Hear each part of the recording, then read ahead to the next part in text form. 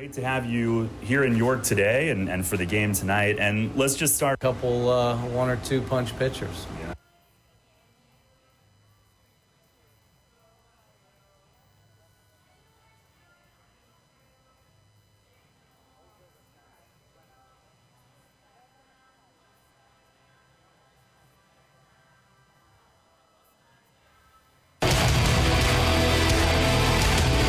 The York Revolution is on Sports Radio 98.9 FM and 1350 WOYK. It is gone!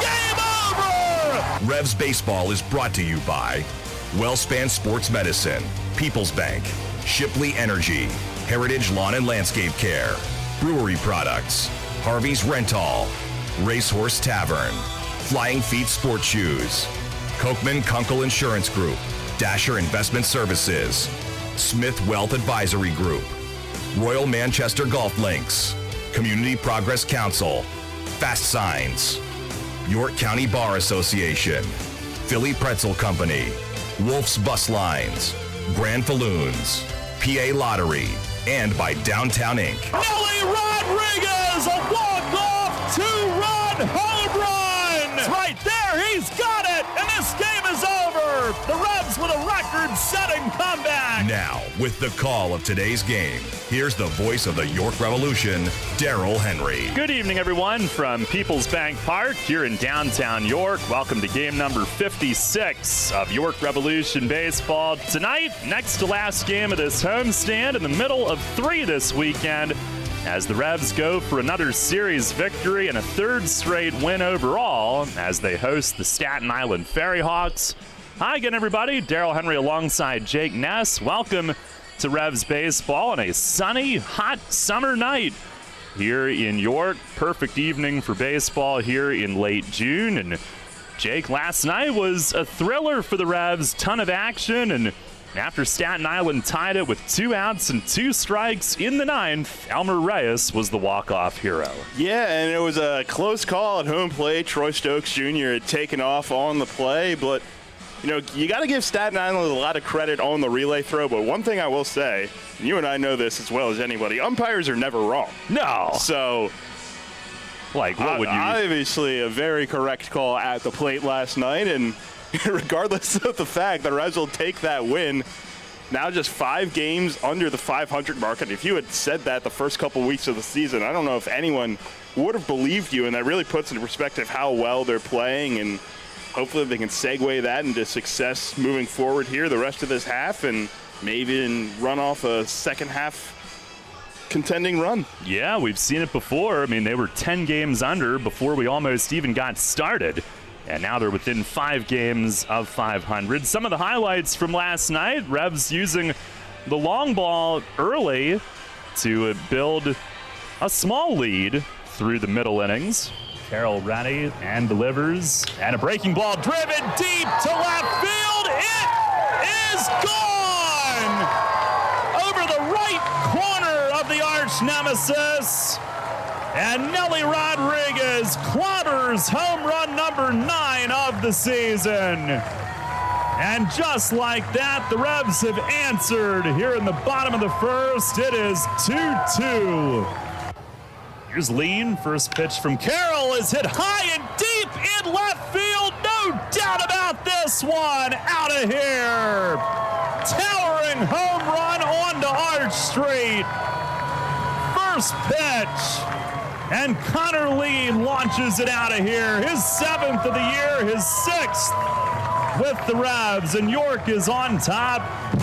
3-2 here in the bottom of the 3rd inning. Carroll open from the stretch. Now he hits this one out to left center field, and that ball is gone. Second one of the ball game for Connor Lean. And the Revs are back on top 5-4.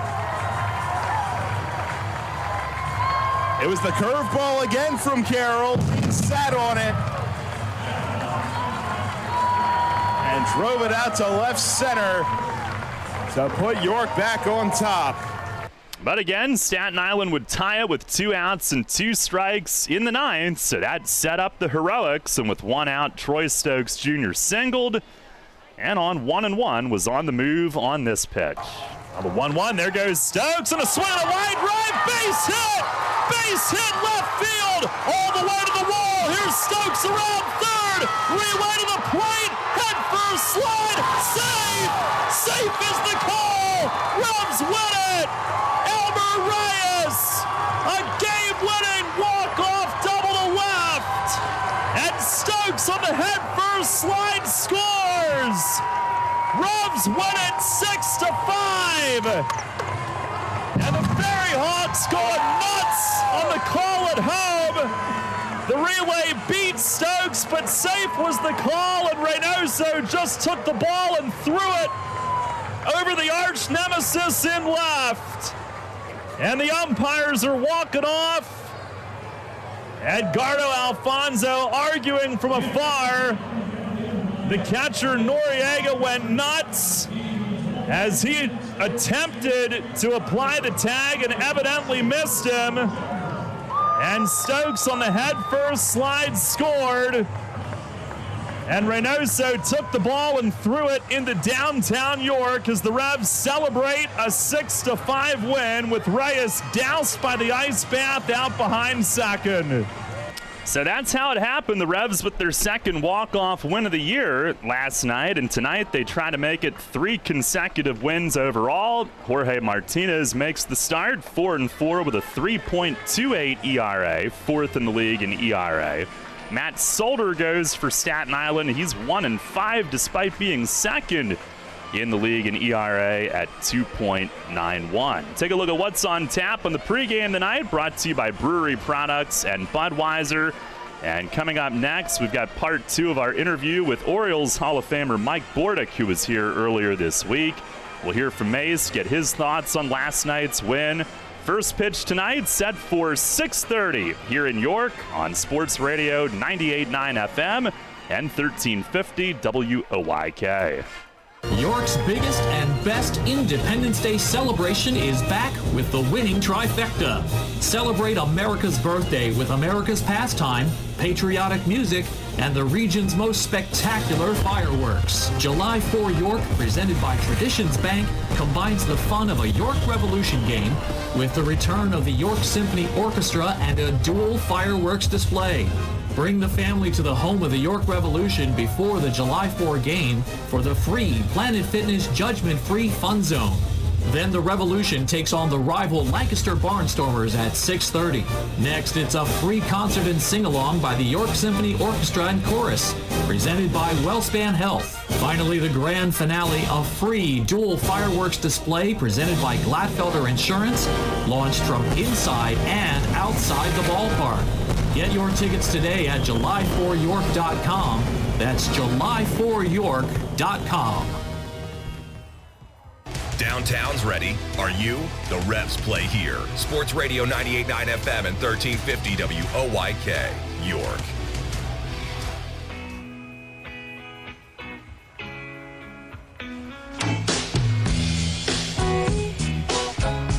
Back on the pregame tonight, Revs and the Ferryhawks coming up. And again, earlier this week, Orioles Hall of Famer Mike Bordick was in town and joined us. And part 1 aired last night. Here's part 2 of our conversation from Wednesday night. Mike Bordick with us. He is here at People's Bank Park this week. When you look at left field, what do you think of? I think of the Green Monster, man, up at Fenway Park. Now, I heard that is actually taller than the Green Monster at Fenway. Yeah. But it's pretty cool. That was the first thing that caught my eye. Listen, I didn't go to a lot of Red Sox games when I was a kid, but I remember being outside that stadium and thinking there's no way there's a baseball field around me. I felt like, there's a building right there. Walked up the tunnel, and the first thing I saw was the Green Monster, and I was just captivated. And I will admit it, growing up, I was a Red Sox fan. I mean, my gosh, I had a Green Monster in my backyard playing wiffle ball. I think we all did in New England especially. I'm no longer a Red Sox fan. As a matter of fact, I have bad taste in my mouth even to say the Red Sox and the Yankees. Yeah, my heart's here in Baltimore for sure. How'd you hit at Fenway in your career? I think okay. I actually think I did hit a home run over the Green Monster. I distinctly remember taking Greg Maddox's brother, Mike Maddox, deep, right? Mike not as famous maybe for his pitching prowess, but has been a big league pitching coach for a long time now. But yeah, great teams. I remember obviously growing up watching the Red Sox, guys like Dwight Evans, Jim Rice, Fred Lynn.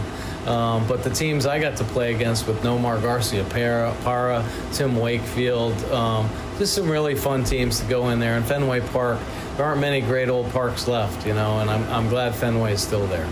All right, I don't know if this can be shared on the air or not, so might have to filter this one. Do you have any great stories about the late, great Andy Etchebarren, whose number is retired here at People's Bank Park? What first comes to mind? I can't tell most of the stories I have about him. Well, let me just say, I love Andy Etchebarren. Andy Etchebarren and that group of players from that era, the Baltimore Oriole history, are some of the greatest, most the salt of the earth people you'll ever want to meet. And that's a big reason why I've remained in Baltimore, a big reason why I feel so connected to the Orioles, because of those players. Andy Etchebarren was one of my coaches when I first got to Baltimore back in 1997, and I just loved sitting down with him, hearing the old stories, playing at Memorial Stadium, the World Series, and all that great stuff. Etch was just a wonderful, wonderful person, and I think about him often, and like so many of the great Orioles that have passed. But yeah, I don't know that I have a bad story about Etch, other than I wish he hadn't smoked cigarettes. Maybe that is it. Etch could smoke a cigarette. He'd take a pull off a heater, and I'd never see smoke come out of his mouth. It would just go in there. But no, just a wonderful, wonderful guy, and just a classic Baltimore Oriole. Hey, if I was ever late for one of our interviews, I had to buy him Canadian Club whiskey the next day, and I ran up a tab with him. That's probably the cleanest story that I can share with him. Yeah, absolutely. Well, those old school players, man, it's unbelievable. They could drink with the best of them, smoke, wear the wool uniforms. They did it all, man. They were true baseball players. Well, lastly, Mike, tell us about the nonprofit that you're involved in. It sounds really cool. What's the deal with that? Yeah, it's great. Thanks for asking. Well, it's been around for about 20 years. It was started right in the backyard in Catonsville, Maryland by Frank Kolaric. Frank Kolaric, that name may sound familiar, maybe not as a professional baseball player. He did play professional baseball with the Oakland A's, got up to AAA. But his son, Adam Kolaric, pitched for Maryland, ended up winning a World Series with the Los Angeles Dodgers, and now in the Oakland A's organization. Anyway, it's called the League of Dreams, and it gives special needs kids opportunities to play baseball and softball. We've expanded into a couple different sports. It's regional right now, but there's opportunities. We're feeling for it to expand and go nationally.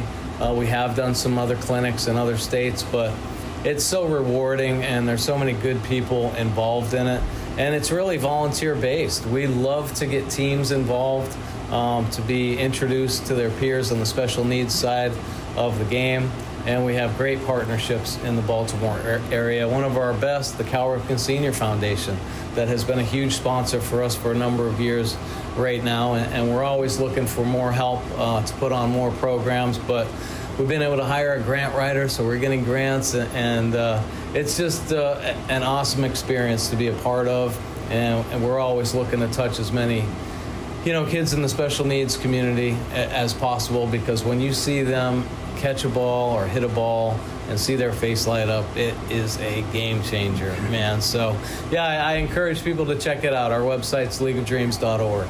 Awesome. Well, Mike, welcome back to York. Great to have you here, and thanks very much for a few minutes tonight. Enjoy the evening here at the ballpark. Will do. It's been a great day so far. I look forward to this game tonight as well. That was Mike Bordick, who was here on Wednesday with the Baseball Warehouse Clinic here at the stadium. Appreciate his time. That was great. We'll take a time out here in the pregame tonight. Mace joins us on the Racehorse Tavern Managers Report up next. Hello, this is Joe Cordell. Cordell & Cordell is a firm that practices family law exclusively. We focus on only one area of the law to maximize our strength and effectiveness as advocates for clients that have everything on the line: their homes, savings, and most importantly, their children. We're the partner our clients count on. Online at CordellCordell.com. Offices in Philadelphia, Radnor, and Allentown, Pennsylvania, and Mount Laurel, New Jersey. Michelle Ferrari, licensed in New Jersey and Pennsylvania. Joseph Cordell, licensed in Missouri and Illinois only. Hey, Dad, cool if I change this? They may not get each other's music, but they can both get a COVID-19 booster shot. Because the CDC recommends booster shots for people 12 years and older after completion of a primary series. Schedule an appointment as soon as you are eligible. Sponsored by BioNTech and Pfizer. Catch the Revs all season on Sports Radio 98.9 FM and 1350 WOYK. First in York, first in sports.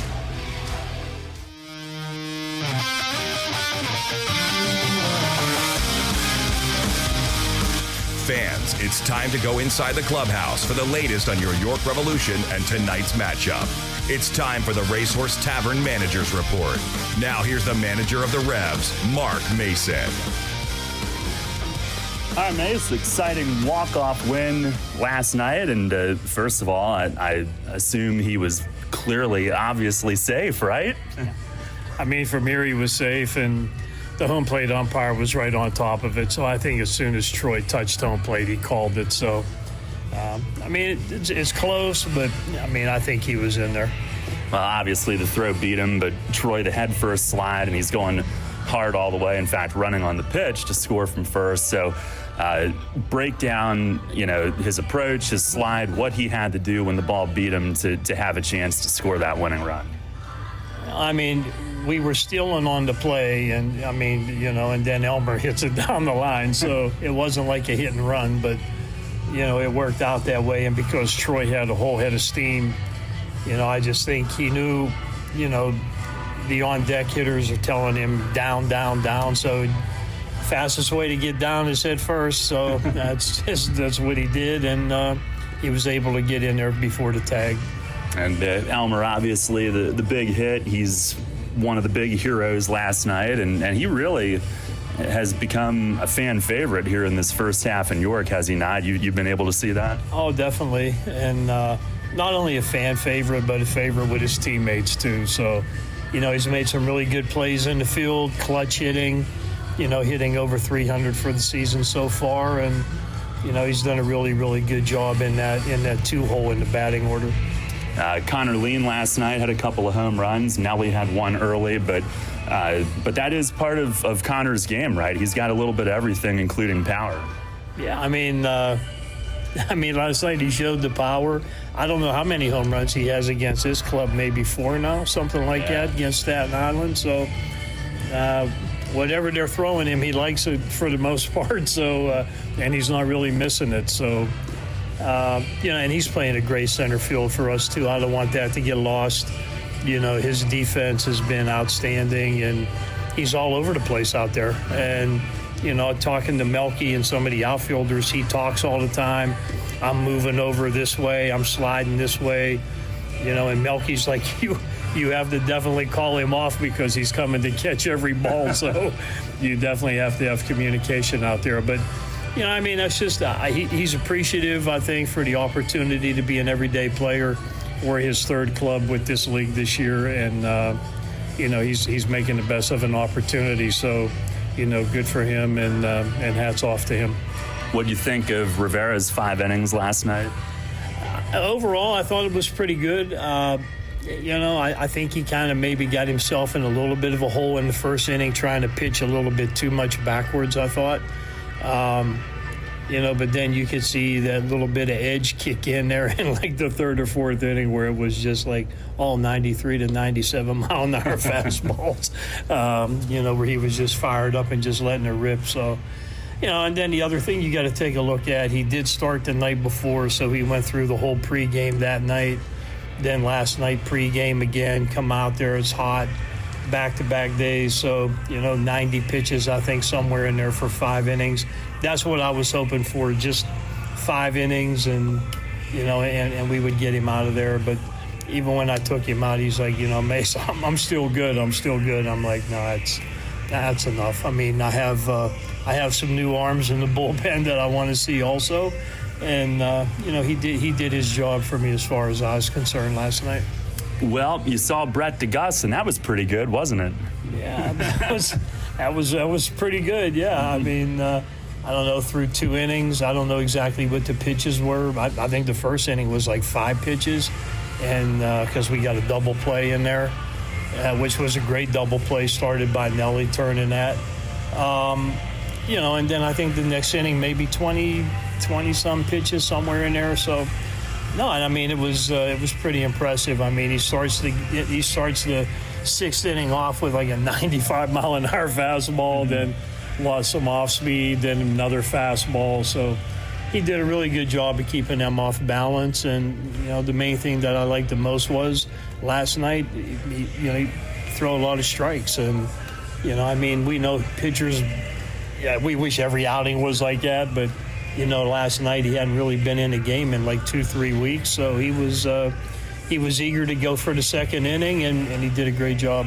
How long would it ordinarily take you to figure out what a guy's best role might be? Because like you said, I mean, he showed you that he can do the up and down last night, and obviously had the stuff to, maybe be a late inning guy as well. Yeah, oh yeah, definitely. I mean, I'm trying to slot guys, into a routine where they know this is their role. Of course, we have 2 more pitchers that we haven't seen yet coming out of the bullpen. But, I mean, with the guys the first time that I put them in a game, I really don't want to put them in like the 9th inning with a tie game. You know what I mean? I don't think it's fair to them. Especially some of these guys haven't pitched in a game in a week or a couple weeks. So I'm trying to get that first appearance for them at the right time. And I know Brett, was in the big leagues last year, maybe 50, 60 innings in the big leagues last year. But, I mean, still you haven't pitched and you want to give guys a chance where it's not like everything's on the line when they're out there for the first time. So I want to have a little comfort for them when they go out there. He did a good job, and I'll try to do the same thing with Tucker and Ventura, as we get through these next couple games. Tonight, potentially a really good pitching matchup. You've got Jorge, who's been awesome. He was dominant at their place last week, and they've got Solder, who we've seen a ton of this year, and both guys fill up the strike zone, right? This is a good one on paper tonight. It is a good one on paper, and the ERAs will bear that out. But both guys are similar, the way they approach the hitters, and it's just who's going to have the better stuff tonight, and which offenses are going to take advantage of mistakes that are made. And and then you go from there. But Salter, he's thrown the ball really well against us a couple times. I think the last time we got to him a little bit, but the first time against us he did really well. And so we'll see what happens tonight. I mean, I like the matchup. Anytime we have Jorge out there, the bullpen automatically assumes it's 6 or 7 innings. But every day's different. We know that. So. But we know he's going to compete, and they've seen him now. So we'll see what adjustments they make. They have a couple new guys in the batting order, so it'll be interesting to see how this plays out tonight. Mace, thanks a lot. Good luck tonight. Thank you. All right, Revs manager Mark Mason on the Racehorse Tavern Managers Report. Revs will be taking the field here momentarily as Jorge gets set to go here tonight against Matt Solder, ERA number 4 against ERA number 2 in the league here this season. And have the anthem and the intro coming up here momentarily. Revs are 25-30. And since the 4-14 start, they've now gone 21-16. And also, since the trip to Lexington, 8-4 in the last 12, and during that streak they've won 3 series and split 1, and tonight trying to make it a 4th series win plus the rain shortened split during that recent stretch. Staten Island last night, they have played better of late, but last night their 2nd straight loss. They're 17-39, 25 games back. Southern Maryland, of course, has already clinched the North Division first half. And for the Ferryhawks, they've played to a 14-16 home record, but just 3-23 on the road. Let's listen in as the Revs take the field tonight.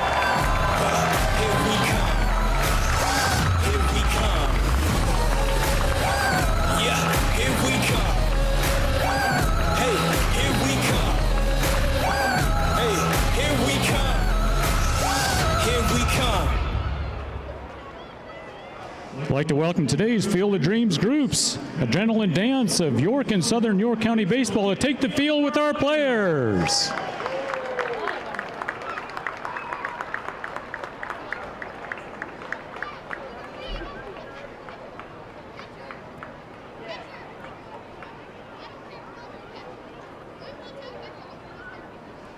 Fans, at this time, please rise if you're able, remove all headwear, and welcome Tommy Soul for the performance of our national anthem presented by AmeriChoice Federal Credit Union. Oh, say, can you see by the dawn's early light what so proudly we hailed at the twilight's last gleaming, whose broad stripes and bright stars through the perilous fight. O'er the ramparts we watched were so gallantly streaming, and the rocket's red glare, the bombs bursting in air, gave proof through the night that our flag was still there. And oh, say, does that star-spangled banner yet wave o'er the land of the free and the home of the brave?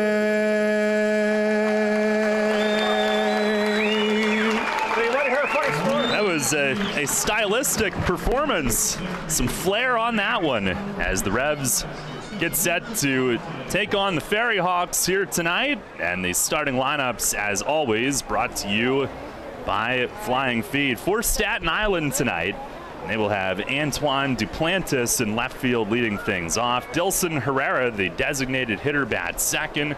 Angel Aguilar at second base bats third. Cleanup hitter is center fielder Ricardo Cespedes. Mariel Bautista in right field hits fifth. Joseph Reyes at first base tonight bats sixth. Andres Noriega will do the catching and hit seventh. Alfredo Reyes at shortstop bats eighth. And Javier Betancourt, the third baseman, hits ninth. Again, Duplantis, Herrera, Aguilar, Cespedes, Bautista, Reyes, Noriega, Reyes, and Betancourt for Staten Island. For the Revs tonight, it'll be Troy Stokes Jr. in right field leading things off. Elmer Reyes at shortstop is hitting second. Connor Lean in center field bats third. Nelly Rodriguez, the first baseman, hits fourth. Carlos Franco at third base will bat fifth. JC Encarnacion, the left fielder, hitting sixth. Josue Herrera will DH and bat seventh. Lenin Rodriguez does the catching for Jorge tonight. He'll hit eighth. And Jeffrey Perez at second base bats ninth. Again, Stokes, Reyes, Lean, Rodriguez, Franco, Encarnacion, Herrera, Rodriguez, and Perez. With Jorge Martinez tonight making start number 11. 4 wins, 4 losses, a 3.28 ERA, which ranks 4th in the league. And his numbers are spectacular. 57 2/3 innings, just 52 hits. Has the 4th lowest opponent's average at 235. And in 10 starts, just 11 walks, 69 strikeouts in 57 2/3. The 69 Ks ranks 3rd in the league. And he's got the second lowest whip at just over 1 base runner per inning. And last time, Jake, he was excellent at Staten Island, and he might have been able to go longer in the game had he been able to see the ball off the bat. I guess when it got to the twilight time of the night, he was having trouble seeing, and there was some concern if there would have been a comebacker, but 6 scoreless, 3 hits. He struck out 10 and walked none. He was dominant as could be last Saturday night. Yeah, absolutely, and now it's really interesting to see how Staten Island's going to adjust to seeing him the second time in just a week. And, you know, with Jorge, you know what you're going to get. It's going to be a lot of off-speed stuff. He's not afraid to throw it at any point in the count. A lot of sliders and hopefully a lot of swing and miss. That was his second double-digit strikeout game of the year, joining a short list of those who have done it in Revs history. And walked none, just like back on May 20th against Lexington when he struck out 11 and walked none. And the 11 walks in 10 starts, 4 of those came in 1 start. So in the other 9, just a total of 7. He's walked 2 twice, he's walked 1 3 times, and he's walked 0 4 times. In fact, the last 3 outings, 18 1/3 innings, 2 walks, 25 strikeouts the last 3 starts. Now Duplantis in from the left. Our Dasher Investment Services first pitch is a little bit high. We are underway tonight at 6:39. And Duplantis pinch hit and tied the game last night. Here's the 1-0. And he swings and grounds it near the line at first. It's fair. Nelly across into foul ground. Has to flip to Jorge, who got there just in time. Ahead of Duplantis, who can fly. And nicely done for out number 1. Nelly, he fielded that ball going way across the line into foul territory, but it bounced past the bag, inside the bag, and was fair. And then he had to hit the brakes and make a long flip to Jorge, who also had to win the race. Hey, we've seen a couple of long flips these past couple of nights. That's not quite Nick Howard's from yesterday, but you know, a lot of credit to Nelly arranging into foul ground, but you got to give, like you said, as much credit to Jorge for getting over there, because Duplantis was going hard all the way. Right over in front of Victor Capion, who's coaching at first base here in the first inning tonight. Here is Dilson Herrera. Jorge with the pitch to him. It's high and away. Herrera DHing. He's hitting at 145 in 16 games with Staten Island. There's the 1-0. And a swing and a fly ball, right center field. Stokes has to break back. It carries deep in the alley, jumps up, and it's off the wall padding, and it bangs away from Stokes and Lean. Herrera digging for 3. Look at this throw from Lean, but it's off the mark, and Franco will back up into foul ground and play it on a hop. Circles back, maybe trying to make Herrera think that it had gotten away, but it's a triple as it hit the wall padding in right center on the fly. And the Ferryhawks have a runner at third with 1 out. Stokes made a good effort, Jake. Absolutely did. Had to range all the way. And Dilson Herrera, who had come in struggling, that's extra base hits for him in back-to-back nights. Having a little fun with Franco over there at third, too. A runner at third with 1 out. Angel Aguilar, the hitter. He's been their best hitter, hitting .300 with 9 home runs. Tied for 5th in the league in total hits with 63. Jorge will go from the stretch. First offering is a slider, and it's foul tip to the backstop. Revs are in the home white tonight, and they've got the white panel hats. Alternate hat tonight. Staten Island is in their baby blue alternate jerseys tonight, gray road pants. And everybody's got some orange accenting, whether it's the belt, the sleeves. It's their color scheme. There's the 0-1, and a slider bends away. Plate ump tonight is Nate Caldwell. PJ McConville at first, Derek Moshe at third.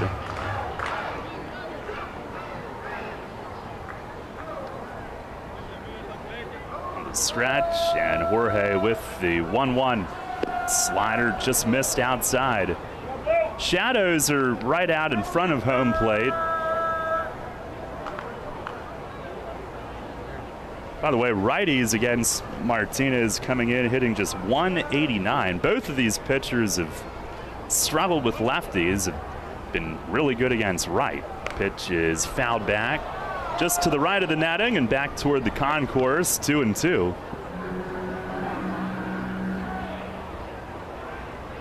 And it's a hot one tonight. Our weather brought to you by Heritage Lawn and Landscape Care. Sunny skies. The board, it actually just dropped from 93 to 91, but it's been up a little north of 90, I believe, all day. The board was reading 95 earlier this afternoon. It's the 2-2, and that misses high and away.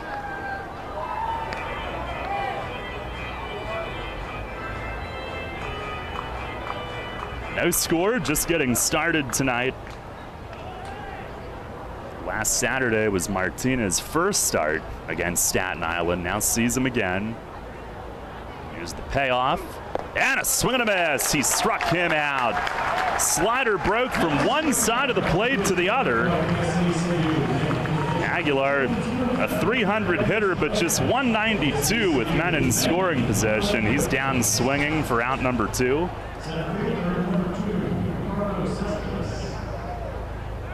And here is Ricardo Cespedes, who last night had a 10-game hitting streak snapped. Was 0 for 3, did reach on a walk and stole a base. He's hitting .262 with 3 home runs. He's batted .321 against York. First pitch, he swings and he lines it the other way, down the line and left, and it is fair, just inside the line. Bangs into the corner, JC plays the carom, and he'll throw into short as Cespedes pulls into second.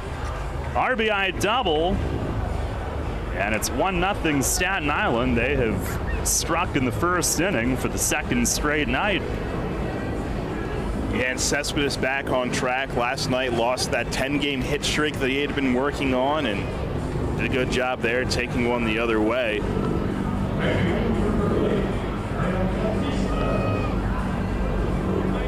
Ferryhawks last in the league in hitting, runs scored, all of that by a wide margin. But last night, 2 runs in the first on 3 extra base hits. Tonight, 1 run so far on 2 extra base hits. Here is Mariel Bautista, and Jorge delivers. It is a slider taken for a strike. Got a couple of helicopters flying together way up in the air out beyond center.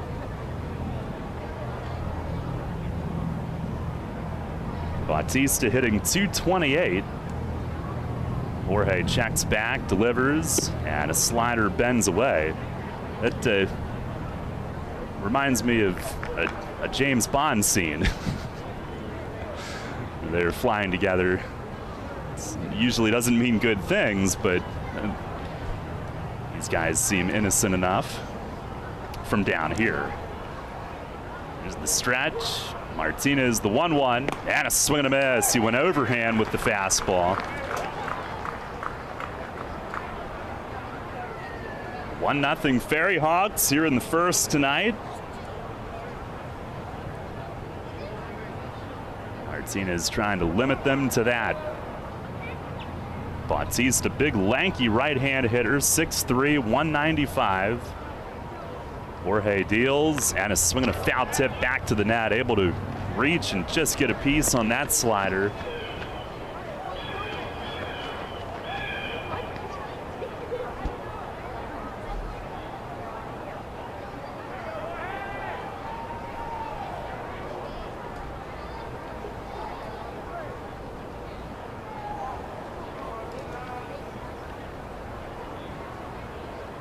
Has his sign from Lenine. Another 1-2, and a swing and a miss. Slider sent Bautista to one knee, and Jorge with 2 strikeouts in the first inning. Staten Island does score first. A run on 2 hits, 1 runner left at the end of a half inning tonight. It's the Ferryhawks 1 and the Revs coming up.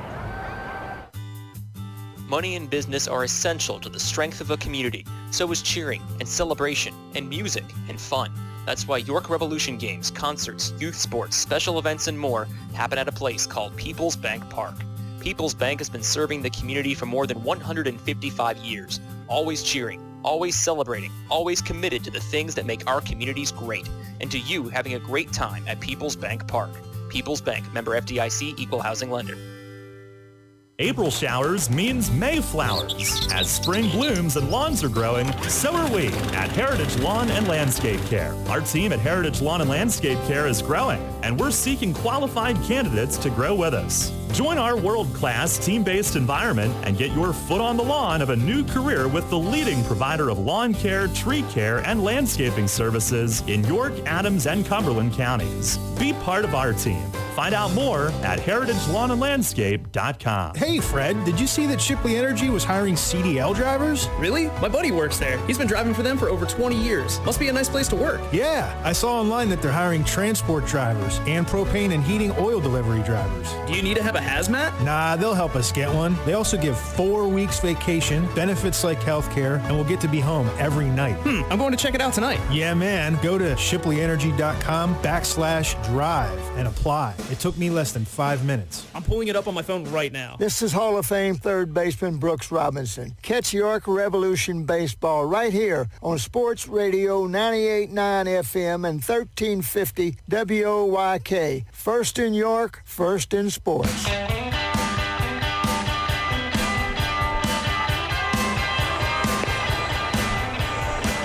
1-0, Staten Island leads as Matt Solder gets set to make start number 12. 1-5 despite the league's second best ERA, 2.91. Got the best active. Marcus Walden of Gastonia, now Milwaukee Brewers property, just ahead of Solder in ERA. Solder third in innings with 65. He has given up 73 hits, opponents hitting 287. 7 homers, 9 unearned runs, but only 17 walks, 39 Ks. Righties hitting 258, lefties 330 with all 7 home runs. Here's Troy Stokes Jr. to lead off, and the first one is down and away. Solder against York in 3 starts, 0-1, but a 1.74 ERA. 1-0. And a swing of a shot in the air toward the wall and left, and it lands down the line and will skip to the wall. And Stokes on his way to second and cruises in with a leadoff double. Troy Stokes Jr., whose base running ended the game last night and sent the Revs to the clubhouse winners, leads things off with a second pitch double here tonight. Yeah, that was in on the hands that time. Maybe didn't necessarily get the barrel on it, but with his speed and the placement, able to get a stand-up double to start things off. And Elmer Reyes up next. Reyes 8th in the league in hitting, 315. He had the walk-off winner last night, and Solder steps off. Aguilar, the second baseman, told him to. Not sure what they're looking at. I think he's trying to talk to P.J. McConville about not blocking his view. You'll usually see that kind of communication between the second baseman and the umpire when they're on that side. Be a reasonable request. First pitch here is pulled on the ground to short. Stokes has to get back. Alfredo Reyes gloves it, fires to first, and there's one away. And you talked about Solter's ERA compared to his record. He was really not getting run support all season long. First 10 starts, just 17 runs total, and last time out against York, they were able to put up 9 runs, and that is by far the most with him on the mound this season. The Revs were in position to win that game Sunday, and then a collapse in the 8th, lost 9-6. Here's Connor Lean, who's hitting an even 300. And there goes Stokes for third. It's a breaking ball, strike called, and the throw to third is late. As Stokes picked a good one and slides in at third with steal number 18. It's our Harvey's Rental steal of the game. Visit Harvey's for all your steel product needs here in York. And the Ferryhawks, with an early 1-0 lead, are going to bring the infield in. So not every day you see that in the first inning. Here's the pitch. And a swing and a drive deep the other way, down the line in right field, and just foul. It banged the wall. Maybe would not have had home run distance. It hit the wall, but was fouled by maybe a foot as Lean just missed, tying this game up. His 2 home run game last night, the 7th of his career. And the Revs 7th this season. Franco's got 4 of them, but Lean now joins Stokes and Nelly as others with 2 homer games for the Revs this year. Infield in, it's 0-2 now. The pitch in the dirt, and Noriega wears it off the chest protector.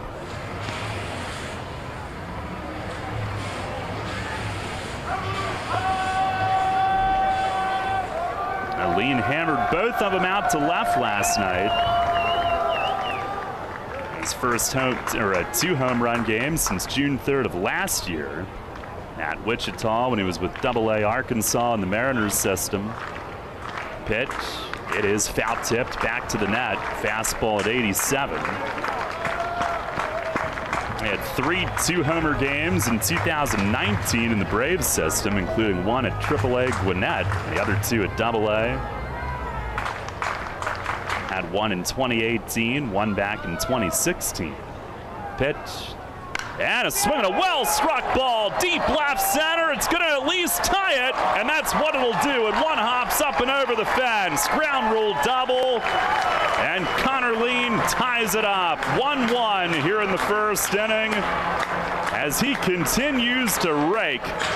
RBI number 34.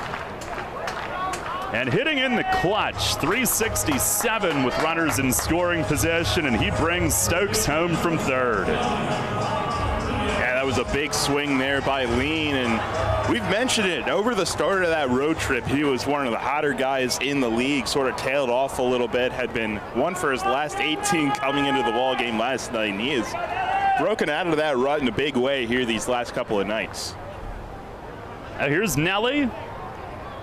1-1 early. Pitched from Solder is down low. Nelly, a 2-run homer in the first last night, his 9th. Batting .250. On base percentage .441. That's number 2 in the league. As he backs away, time requested. Now the Ferryhawks in the first had a triple and a double. Revs have a double and a double. Each team with a run. And the 1-0, it is over for a strike. 2-seamer sinking at 84. And Solder, he does rely on command. Doesn't throw hard. On the righty set, a look back. Twice. Kicks it home. And Nelly swings and skies it foul. Out of play off to the right. 1 ball, 2 strikes. Now his first 6 starts this year, he allowed earned runs 1, 1, 1, 1, 0, 0. So a total of 4 in 6 starts, a 0.97 ERA. But in those 6, wait till you hear what Staten Island scored. Here's the stretch. 1-2, and it is off the plate away. They scored 1, 0, 1, 2, 0, and 0, including a couple of 1-0 losses. So he gave up 4 earned in the first 6 starts, and they scored a total of 4 for him.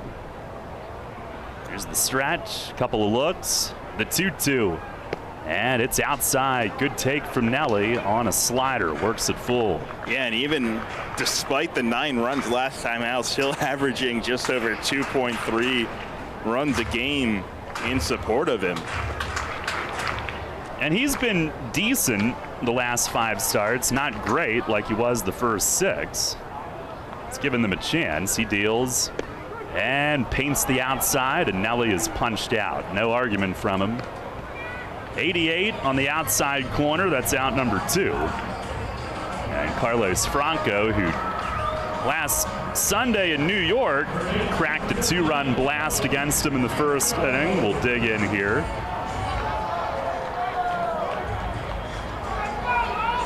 Franco comes in on his 37-game on-base streak, 8 away from Nate Espy's franchise record. Batting .315, 19 homers is 2 off the league lead. 58 ribbies, leads by 3. First pitch is away. Tied for the league lead in total extra base hits with 34.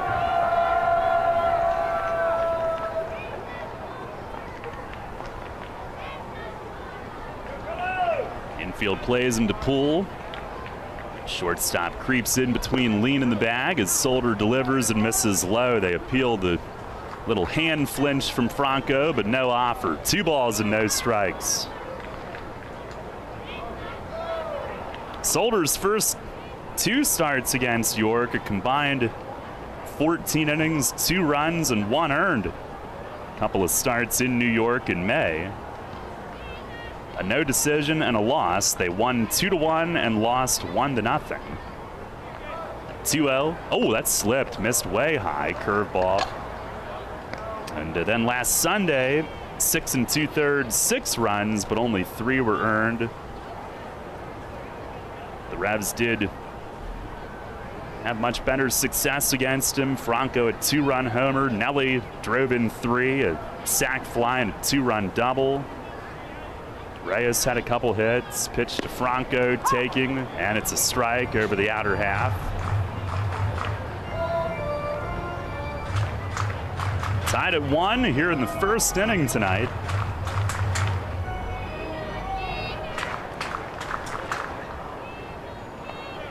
On the stretch, 3-1, and a swing and a foul back to the netting. Good aggressive rip from Franco. Solder did keep it away from him.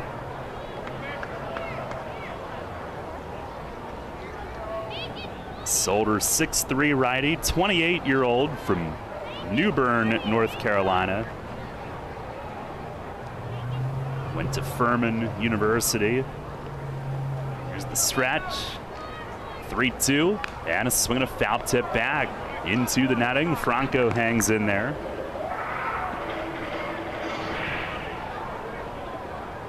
Solder, who's gone at least 5 innings in every start. 3rd in the league in innings, as we mentioned.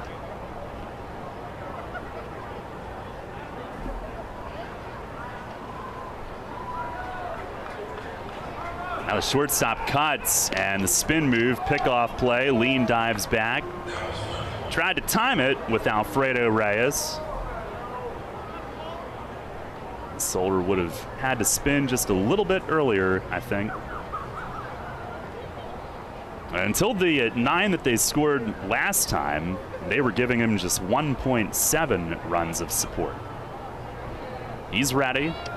Another 3-2, and it's high. And Franco, the on-base streak goes to 38. It's his 42nd walk of the year, second behind only Nelly. And he is within 7 of Nate Espy's record,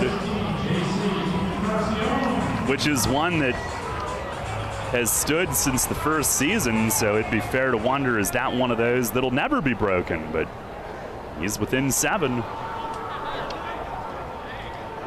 Now here is JC. He's been swinging a hot bat. First pitch is high. Average at 322, 4 home runs, 18 driven in. Against Staten Island, he's hit .387 with 2 of those 4 homers. 1-0. Swing and a miss. Slider away from him. They've forced Solder to throw 23 pitches so far this inning. We've seen him have a lot of quick innings this year. Not tonight so far. Couple of checks. Here's the 1-1. And a swing and a foul tip into the mid. Another cutter or slider away. 1-2.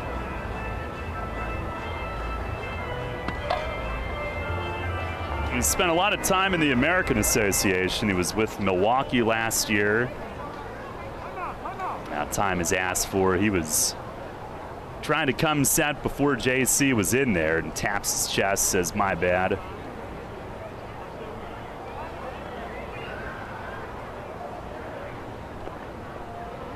Now comes set. 1-2 pitch. It is swung on, grounded up the middle, and it's through into center. A base hit. Lean around third. He'll score. Revs lead it 2-1. And JC Encarnacion down in the count, 1-2. He pounds one on the ground up the middle. Right past the pitcher, and Aguilar at second went to a sliding backhand try. Got the tip of his glove on it, but could not keep it in the infield.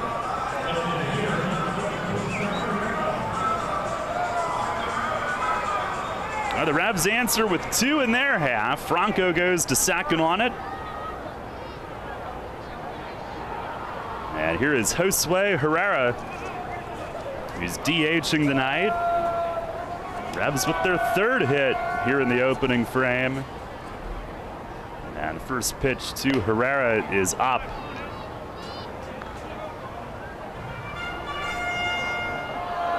Herrera hitting at 246 with 4 home runs. Look at Pop down there carrying the Gatorade jug on his shoulder. It's like a man's man. Pitch to Herrera is fouled back against the netting. 1-1. Seen some incredible hustle from him in recent days. When running up there the other night like there was a fire. We found out that was to get a rake, right, by the way. Right, which is better than a fire. Prefer that. I was just wondering why it was happening. Oh, this one driven deep in left center. It is in the gap, and it one-hops the wall. Franco around to score. Here comes JC behind him. He's going to score. And Josue Herrera stands at second with a 2-run double to left center. And the Revs have put up 4 here in the first inning tonight and go on top 4-1. He drilled that one to the opposite field gap, short hopping the fence in deep left center. And 3 of the 4 have scored with 2 outs.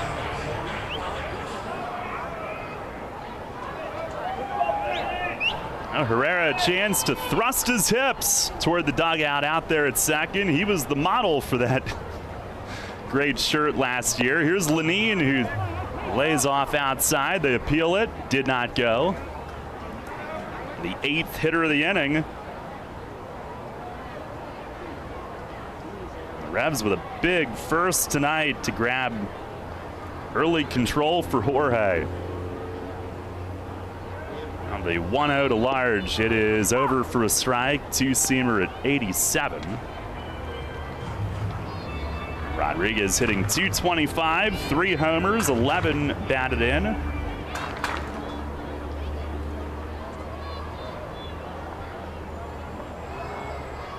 Now the 1-1, and he checks. It's down low. They appeal it, and again, he did not offer.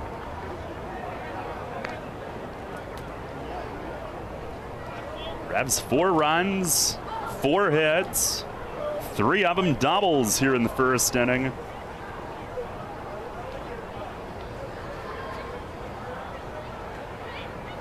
They had 3 in the first off Salter last week. Pitch here is fouled back up over the roof.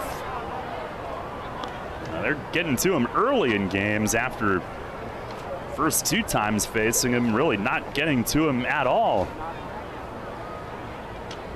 2 balls, 2 strikes. Had some big 2-strike hits here in this first inning also. There's the stretch. And the 2-2. It is a called third strike. Lenine rung up on the outer edge to end the inning. But the Revs send 8 to the plate, and they score 4 on 4 hits. Again, 3 doubles and 1 runner left. And we'll go to the second tonight. It's York 4, Staten Island 1. WellSpan Health delivers orthopedic care you can count on. From common bone and joint problems to complex injuries, our team of surgeons, physicians, therapists, and athletic trainers work together for you. We are here for professional athletes, athletes in training, and the weekend warrior. We're the official sports medicine provider for the York Revolution, the York Suburban Trojans, and your weekend tennis team. That's how WellSpan Health delivers orthopedic care you can count on. What do you dream about when you think of warm weather, beach sand, and a ball? If you're thinking about soccer tournaments on the beach, Flying Feet Sports Shoes is there with you. If the ball in your dream is a volleyball, Flying Feet has you covered as well. Flying Feet. Playing in the sand is great fun, but the sand can be hot and abrasive. Don't let it spoil your game. Stop by Flying Feet for a pair of sand socks. Sand socks are lightweight, breathable foot coverings. They keep the sand out and protect your feet from the heat and abrasion. Great for all beach activities, they are available in youth through adult sizes in an array of flashy colors. Before heading to the sandbox of your dreams, visit Flying Feet Sports Shoes. Flying Feet. 1511 Mount Rose Avenue and grab a pair of sand socks. We will keep you at the top of your game, no matter what your game. With signs and graphics, you can say anything, do anything, be anything. So make your statement with Fast Signs. Stop in today or visit fastsigns.com. Cannonball Charlie's ready. Are you? The Revs play here. Sports Radio 98.9 FM and 1350 WOYK, York.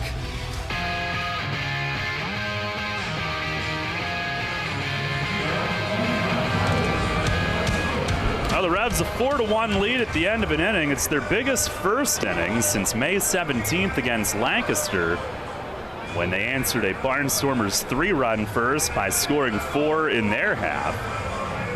And they answer a 1-run Staten Island first by scoring 4 in their half. And Jorge will get back to work after Solder threw 33 pitches in the first inning. Joseph Reyes will lead things off. 2 games played with Staten Island. He went 0 for 2 with 2 Ks the first one. Then last night struck out twice more, but also hit a 2-run homer in the first. First pitch is right there for a strike, right down the middle. Reyes over at first base tonight, left-hand hitter. It's the 0-1. And he swings and swats a ground foul over by the Revs dugout fence. John Nunez sitting on the ground at the far opening of the dugout. It's coming right his way. Enjoying himself. It's the 0-2. And that misses in the dirt, a slider. Lenine made sure to stay on top of that one. 6, 7, and 8 in the order this inning. Reyes, Noriega, and Reyes. Reyes Alfredo will be due third.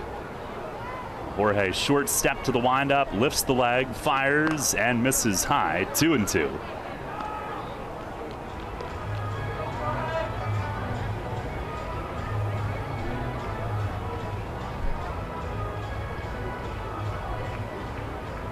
Revs were swept at Staten Island in the first visit this year.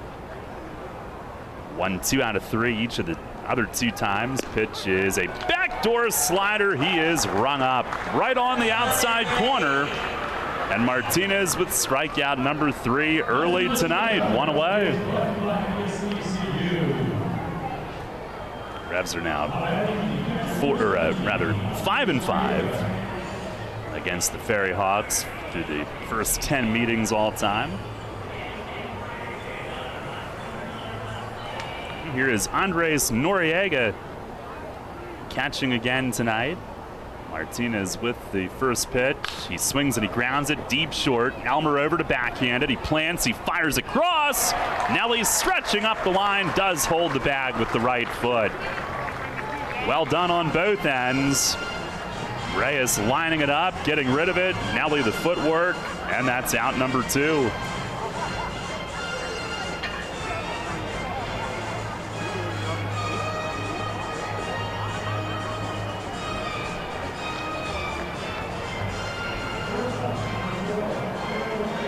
Here comes Alfredo Reyes. Has a very Ferryhawks bat. Bright orange. First pitch from Jorge is across for a strike. I will say, I saw that in BP today. The other thing I saw in BP, the Ferryhawks do a very old school style of batting practice. After you finish your round, you run the bases. Ooh. Here's a slider that misses outside, 1-1. If you ran every step of the stadium like me, you wouldn't have to do that. But that's just me. There's the 1-1. And a slider that bends across for a strike. Just you, but not the marketing interns. No, one of them got his nose rubbed in it. Found another task for him. Pitch to Reyes is nubbed back to the mound. Jorge coming in, gloves it. He'll jog toward first and shot put it over there to Nelly to end the inning. A quick second for Martinez, who sets him down in order. Now we've played an inning and a half here tonight at Peoples Bank Park. It's the Revs 4 and the Ferryhawks 1. I felt like my well-being was tied to the morning stock numbers. I wanted to invest, but grew tired of the stress of potential losing it all. A friend of mine suggested I talk to Tom Dasher about a fixed indexed annuity that could be a stable option while still seeing potential growth. Tom has been helping folks here in York County for over 30 years. Give him a call at 717-487-2096 to see if he can assist you. Tee off this season on the best layout in Pennsylvania and experience Royal Manchester Golf Links, bringing you to the coast of the British Isles while never leaving your backyard. Our unique Pure Links layout in the rolling hills of York County gives golfers an experience like none other, featuring 18 pristine holes with picturesque views of the countryside and consistently ranked one of the top public courses in the state. Also offering outings and event bookings. Book your tee time today at 717-268-0490 or nab our online specials at RoyalManchesterGolfLinks.com. Hey man, I know how you feel. That guy down the street, the one with the fancy lawn, those weekend get-togethers, the big family barbecues, and the barefoot kids and wife outside working on her tan. Hey, it's no secret. It's greener on that side of the fence. It's Heritage Lawn and Landscape Care. Greener grass on your side of the fence is just a quick phone call away. For world-class care right in your backyard, call Heritage Lawn and Landscape Care, 717-292-9994. Get the latest on the Orioles with the Baltimore Baseball Show, hosted by Dan Connolly. Mondays at 6 on Sports Radio 98.9 FM and 1350 WOYK.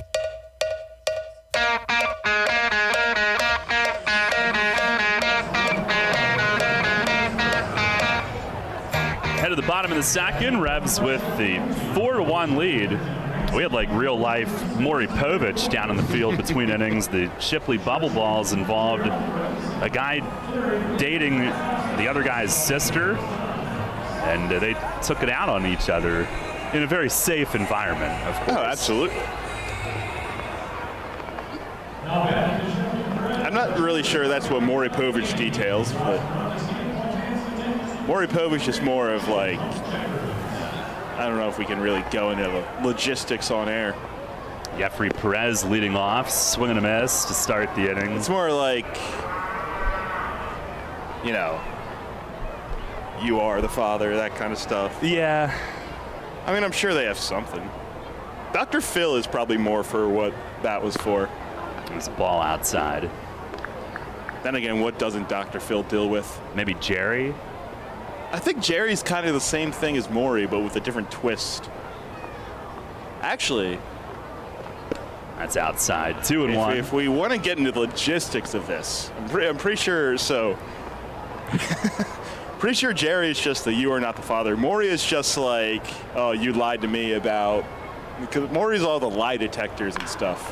This one ripped right side. There's a base hit. Through the hole and into right. Jeffrey Perez, a leadoff single to start off the bottom of the second inning. And the Revs with hit number 5 from the first 9 batters. They are 5 for 8 as a team so far. Well, I'll have to brush up on my daytime programming. Yeah, I mean, you got nothing else to do. It's not like you're here. Here's Stokes at the top. And the first pitch, he swings and pops it foul right side. Joseph Reyes, the first baseman, giving it a look, and it landed, I think, right on the top of the sidewall and carried him halfway up the seats, out of play. I'm sure if you're really bored at night, you can find, there's probably plenty of YouTube compilations of, you know, the best of Maury and whatnot. If you get enough running, you could be a cameraman for Maury. They have to do a lot of running. Jeffrey runs on the pitch. It's a called strike. Throw down. He's safe with a head first slide. Noriega got rid of it. Strong throw, but Perez in head first under Aguilar's tag. Stolen base number 6 for him, and the Revs are running early tonight. Stokes at bat. He doubled and then stole third in the first inning before scoring.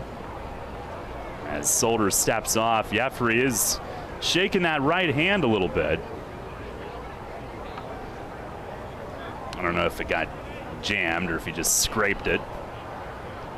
Takes a lead. Here's the pitch, and it's down low. Now 1-2 on Stokes.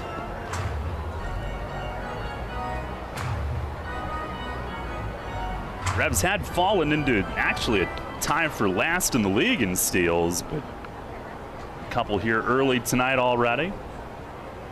1-2, and a curveball in. Stokes tried to lean into it, and it barely missed him. 2-2.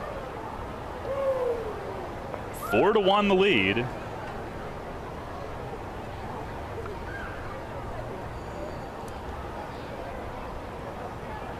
Aguilar trying to hold close at second, way up the middle. Pitch is taken down low, and Stokes works it full. Solder with no outs here in the second inning, already up to 42 pitches. On a hot night, he's got his sign.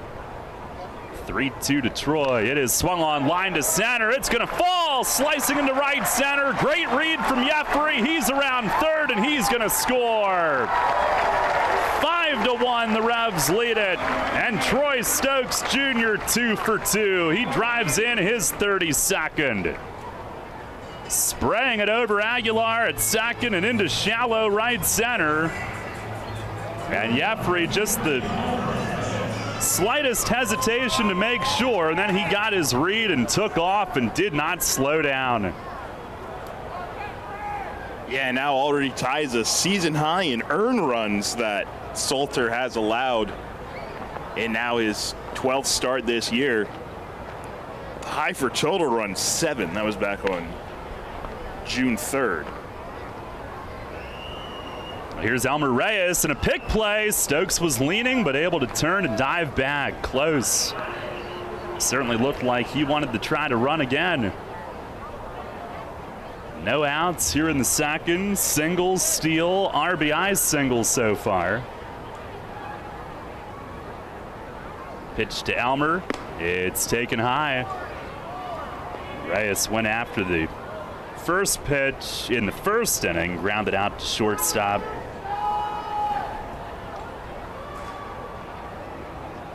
Comes in tonight having hit safely in 5 straight, 10 hits in those 5. As time is requested. A walk-off double last night, his 17th double, second in the league. Pitch to him, he swings and he cracks it foul the other way. Hit hard, but off the roof of the pavilion and right. 1 ball, 1 strike.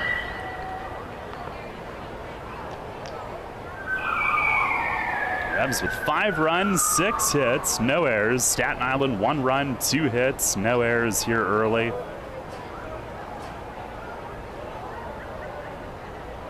And Solder steps off.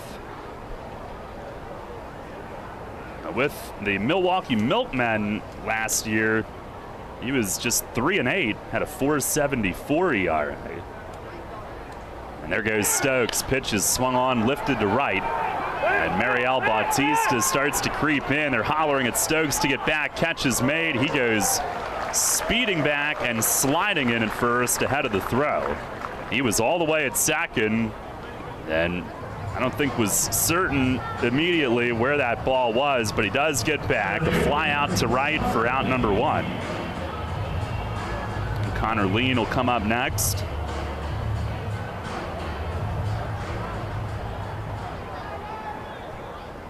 Lean, a ground rule RBI double in the first inning.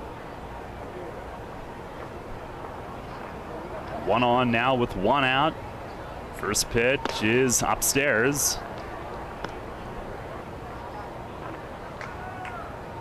Now, Solder, who began his pro career out of Furman with Gary South Shore in 2015, the American Association. There's the stretch. And a move to first. Stokes dives back. And he earned a contract with the San Francisco Giants, a couple of years in their system, then went to St. Paul in the American Association in 2018. Got another contract with a major league club, signing with Cleveland the following year.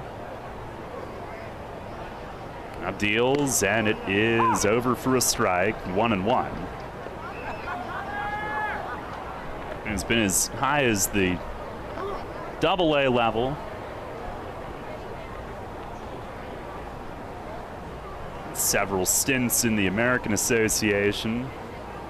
First time now in the Atlantic. There goes Stokes. Pitch is popped up foul, coming back over the roof, I think. Well, maybe it didn't quite make the roof, but it's out of play, 1-2. Seems like a good one to be brought to you by Window World. If there's windows on the roof, yeah. Yeah. Yeah. We'll do it. Yeah.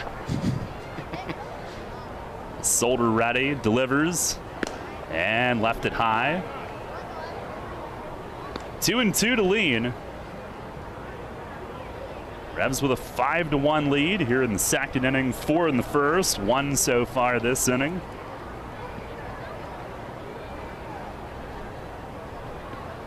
On the stretch. And the 2-2, Stokes runs again, it's down low. Noriega the throw on 1 hop, quick tag attempt, Aguilar, but Stokes slides in. Hard to the back of the bag at second. Revs with their 3rd steal of the night, Troy with his 2nd. And he takes his 19th of the year. Hey, you got to give a lot of credit there on the tag. Throw was bounced, and second baseman Aguilar threw it down as quick as he could.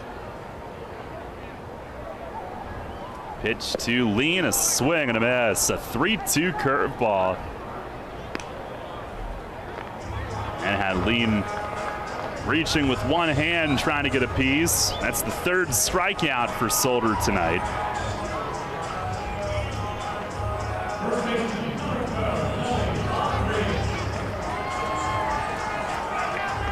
Well, that's a respect to how well Lean has been swinging it. And if you miss with that, you've got 2 on with this guy digging in, Nelly. Nelly Rodriguez, a strikeout looking his first time up. Solder painted the outside. But the Revs have gotten to him for 6 hits here in the first 2 innings. First pitch this time, a swing and a miss. Took a little off. Cutter. Last night, the main source of offense was the long ball. So far tonight, it's been gappers.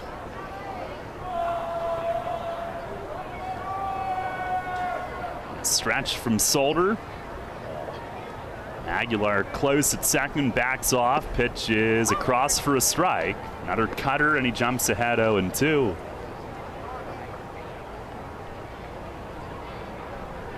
A couple of light bulbs on each light tower are on.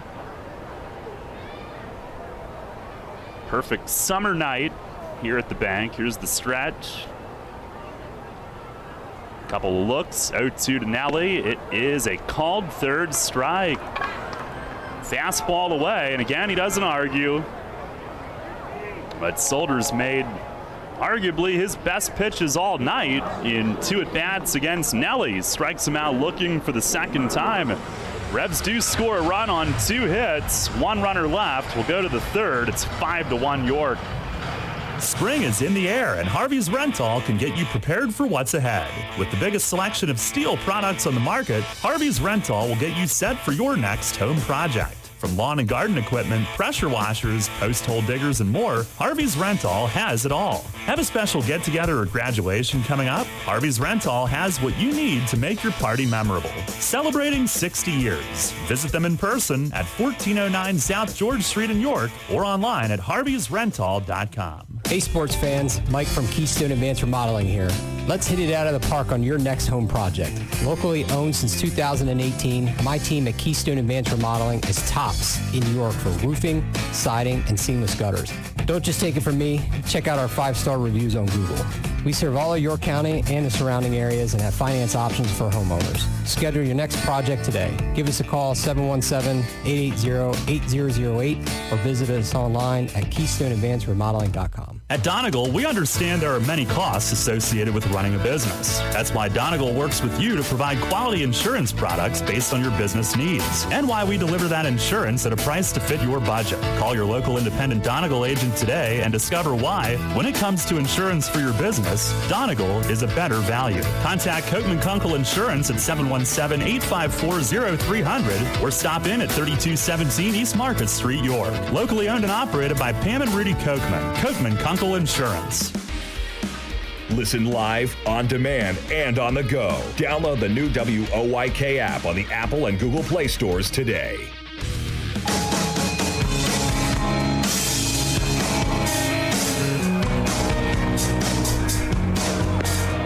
Head of the third inning, Revs with the 5-1 lead. Jorge Martinez settled down with a 1-2-3 second inning. And his offense is yet to settle down, scoring 4 in the first, 1 in the second after Staten Island had struck for 1 early. 9-1-2 coming up, beginning with Revs killer Javier Betancourt. Last night was held to an 0 for his first 3, but doubled in the 9th and ended up scoring the tying run. He's hitting .565 against York, 13 for 23. First pitch from Martinez, right there for a strike. Overall, he's hitting .271 with 2 home runs for the year. Saw him in the league with Sugarland in years past. There's the 0-1, and a slider bends off the plate away.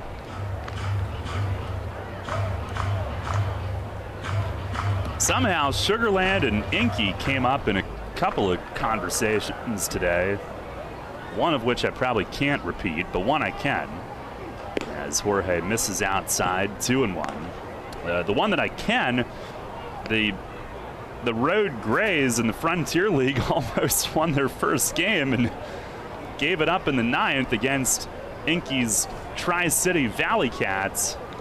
He probably would have lost his mind had they lost that game. Pitch is right there for a strike. It's 2-2. And he's got some former Skeeters there with him. Did Kumar pitch against the Grays in that series? Do you know? I don't know. I'll have to look that up. I'm sure that was a fun matchup.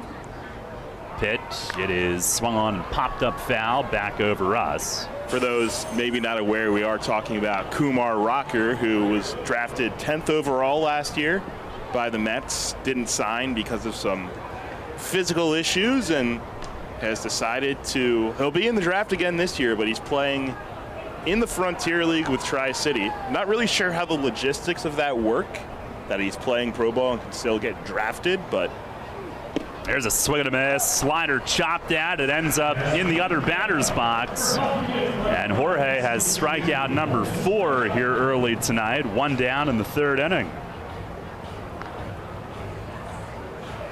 I'm sure there's some fine print. There's always some fine print protocols. I just can't think of another instance that it's happened. So that's where I'm sure when we get closer to draft season, drafts in about a month at this point, we'll start to hear a little, maybe we'll finally get the answer to that question. Here's Duplantis at the top, and Jorge missing away to him, left-hand hitter. Grounded out to first to start the game. Nelly made a fine play going along the line and into foul territory to get to it. 1-0. And a ground ball back to Jorge. Reaches out and snags it with the glove. He'll jog to first for the underhand flip. 2 up, 2 down here in the 3rd. First time it went 3-1 on the out. This time 1-3. And both times it's been done very neatly by the Revs infield defense. 2 away. Here is Dilson Herrera, who tripled off the wall in right center in the first and scored their run. First pitch this time, a slider, and it just missed. Down and out. Revs with a 5-1 lead as we play in the 3rd inning tonight. 1-0, and a slider that bends across for a strike.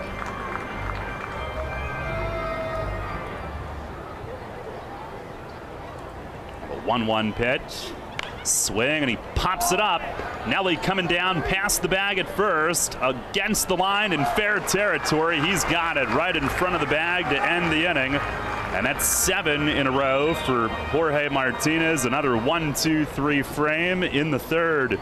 We'll go to the bottom half of the 3rd inning. Revs on top early tonight. It's 5-1. People's Bank is happy to sponsor the home of the York Revolution, People's Bank Park. People's Bank has been serving the community for more than 155 years, committed to helping their clients achieve their dreams and live confidently. That commitment continues at People's Bank Park with Revs games, concerts, events, youth sports, and much more. We're proud to partner of the York Revolution, and we look forward to seeing you at People's Bank Park. People's Bank, member FDIC, equal housing lender. What recreational sport is sweeping the country? It's pickleball, a blend of tennis, badminton, and ping pong. It's great fun for everyone, young and old. Where can you find the right footwear for pickleball? Flying Feet. Flying Feet sports shoes, of course. Come try Acacia, the official footwear brand for USA Pickleball. The Dink Shot and the new Signature Pro models are both designed exclusively for pickleball. It's time for you to get onto the court, but stay out of the kitchen with Acacia Pickleball shoes. You'll find them now at Flying Feet Sports Shoes, 1511 Mount Rose Avenue in York. Need an excavating contractor for your upcoming project? Get it done locally and get it done right with Barnes & Barnes Incorporated Excavating. Locally owned and in business since 2005, Barnes & Barnes Incorporated Excavating is a small excavating and landscaping business, offering demolition, excavating, landscaping, foundations, concrete, sewer and water hookups, lot clearing, welding, fabrication, and more. Located in Windsor at 30 North Blacksmith Avenue, Barnes & Barnes will get the job done right. Call Scott to schedule your project at 717-515-3495. That's 515-3495. Or email him at barnesbarnesscottinc@gmail.com. That's barnesbarnesscottinc@gmail.com. Downtown's ready. Are you? The Revs play here. Sports Radio 98.9 FM and 1350 WOYK, York.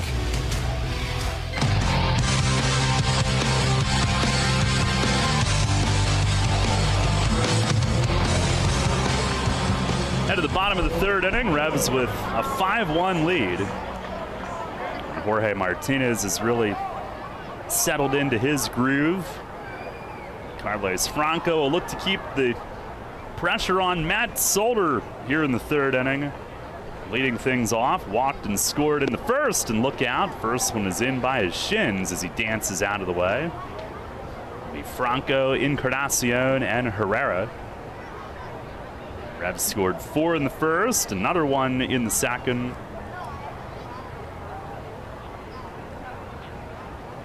1-0, and he swings and pops it in the air.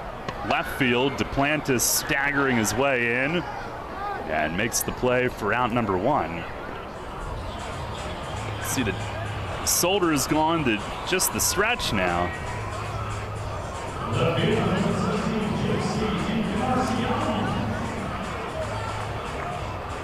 With 1 away, JC will make his way up there. First inning RBI single, and he scored a run as well.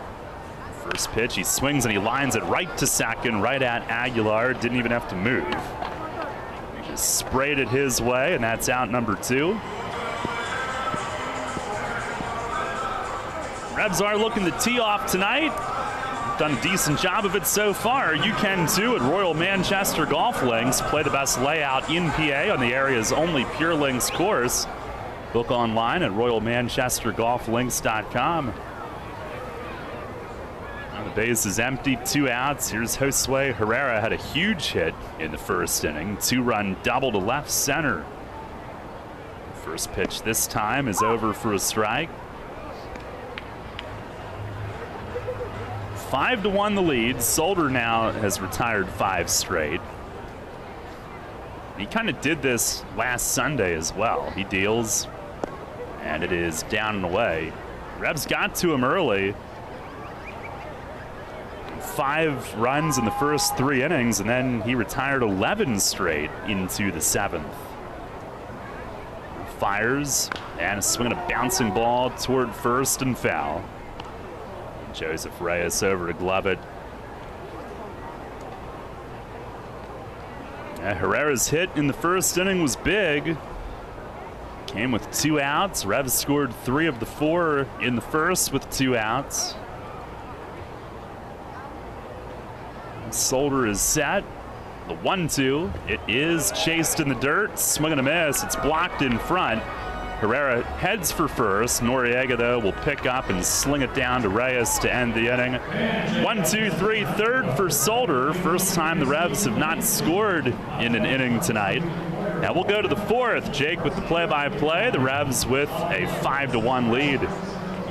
Named one of the best advisors in the state and the country, Kevin Smith and the team of Smith Wealth Advisory Group can help you develop a customized retirement income plan. As specialists in retirement planning, they will guide you on Social Security, pension choices, 401k and retirement plan rollovers, required minimum distributions, taxation, and optimal distribution strategies. For all your retirement planning needs, contact one of the nation's best, Smith Wealth Advisory Group, located right here in York. Janney Montgomery Scott, LLC, member NYSE, FINRA, and SIPC. Why do we love baseball? For 150 years, it's our uniquely American symbol of summer. It's hot dogs with mustard, caps and gloves, the green of the grass, the crack of the bat, the freedom of youth, and best of all, the taste of the beer. The York Revolution proudly presents Brews and Bats, Saturday, July 9th, bringing beer lovers and baseball lovers together. $25 admission gets you 8 4-ounce samples of the finest craft beer creations their very own local breweries have ever made. Dozens to choose from, right on the concourse, where you can sip, savor, and feel the joy that only a ballpark can bring. Plus, the chance of a lifetime to take real live batting practice at home plate. Hit the target beyond the outfield wall, and you didn't just go yard, you just won $10,000. Activities for the whole family, food everywhere, and live music from Honey Pump. So bring everyone you can bring to Brews and Bats. Saturday, July 9th, noon to 4 at People's Bank Park, York. Tickets at yorkrevolution.com/brews. Sponsored by the York Revolution. Take us on the go with the new WOYK app. Download on the Apple and Google Play stores today. Sports Radio 98.9 FM and 1350 WOYK. First in York, first in sports.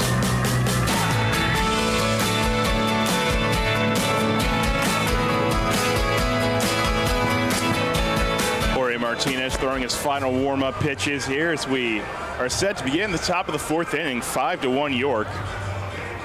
Jorge set down 7 straight after Staten Island struck first in the first inning. 3, 4, and 5 to navigate in the 4th inning. Aguilar, Cespedes, and Bautista. Angel Aguilar will start things off. He's at second base tonight. Struck out his first time up. The first of 4 strikeout victims for Martinez through his first 3 innings. Cespedes on deck with the lone RBI of the night. First pitch, and he dots one just off the plate away. Fastball that time. Defense straight away against Aguilar. Winds and delivers here, off speed, dribbled down the line and just foul to the outside of the third base bag. Third base umpire Derek Moshe making the call. JC will track it down in the corner and toss it to a young fan.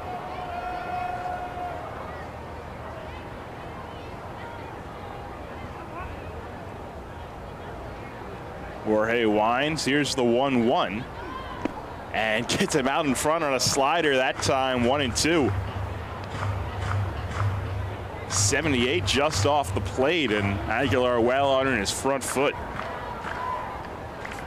Aguilar, the top hitter on this Staten Island team, came into the day hitting an even 300. Here's the 1-2, and this time he's able to fight off a slider just off the plate to keep the count there. Jorge Martinez, 41 pitches. Here, one batter into the top of the fourth inning.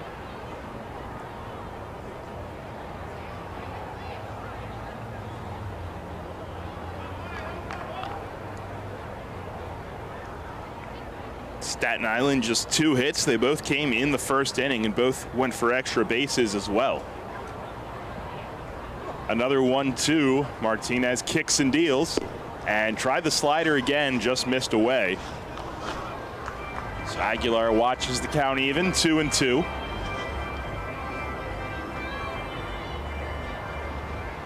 Shadows move just behind the mound here, 2-2 from Martinez, and once again Aguilar is able to foul it off to the right side out of play.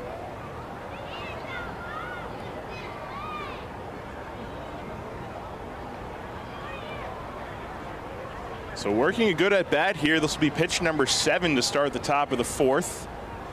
Jorge winds, deals, and once again spoils it, fouling it back. Keeps going to that slider. That one was just below the knees. But Aguilar able to get a piece. 5-1 York. Top of the fourth inning. Angel Aguilar leading off the fourth, and here's another 2-2. This one's a fastball down. Picked in the dirt by Lenin Rodriguez and draws the count full.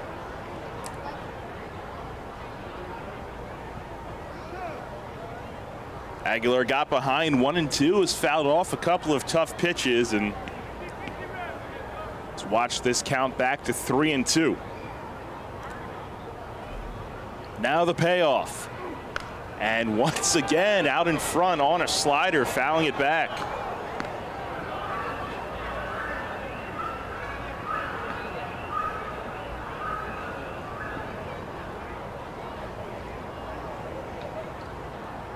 Not quite off the plate like Jorge likes to get it. It's been near the middle, and Aguilar's been getting a piece of it. We'll do it again, another 3-2. And watches one off the plate away in the 10th pitch of the at-bat. Results in a leadoff walk here in the fourth inning by Angel Aguilar, and that'll bring up Ricardo Cespedes, a center fielder.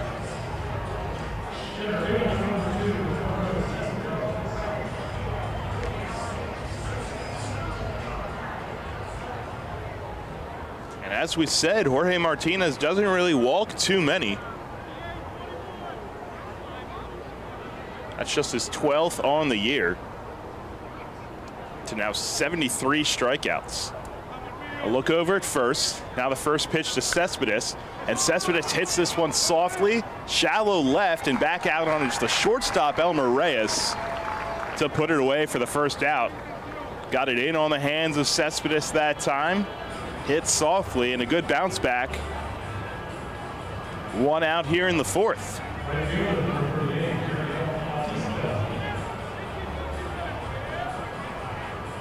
Brings up the right fielder Mariel Bautista.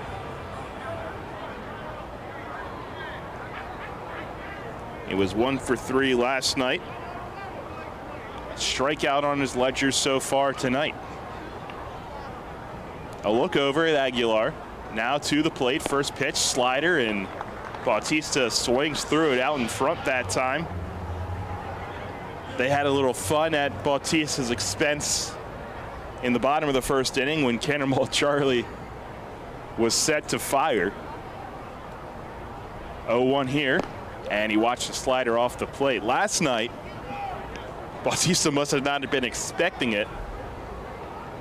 Hit the decks as soon as it was fired and bolted towards the infield, and Cespedes in center field was on his rear end laughing at him. Now a step off and a light toss over, but Aguilar is back. I never saw what happened to Bautista. I just saw Cespedes on the ground without his glove or his hat on. I thought he was injured and somehow. And this one's on the ground left side hard and through for a base hit. Bautista takes a 1-1 pitch and hits it through the 5.5 hole. Ferryhawks have first and second with one away. Well, that's their first hit since Cespedes' RBI double in the first inning.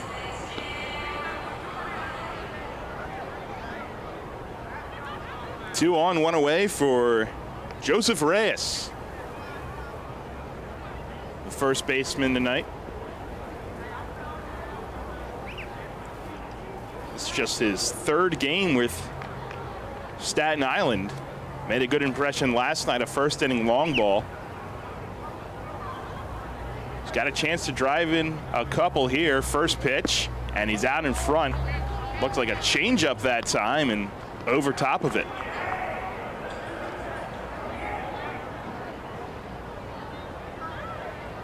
Jorge Martinez, a guy that will attack you with different speeds, different arm angles, and some different timing here and there as well. A look back at second. Now the 0-1, and this one's hit up the middle. Reyes will field beyond the second base bag. He goes to first to get the out. The play took him behind the second base bag, wasn't able to step on it. So the runners will move up to second and third, but they trade that for the out, now 2 away.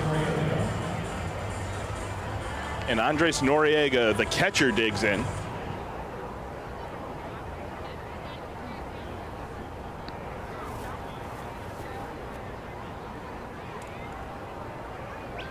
A leadoff walk and then a 1-out single. Their runners on second and third and 2 away. 5-1 York, top of the fourth inning.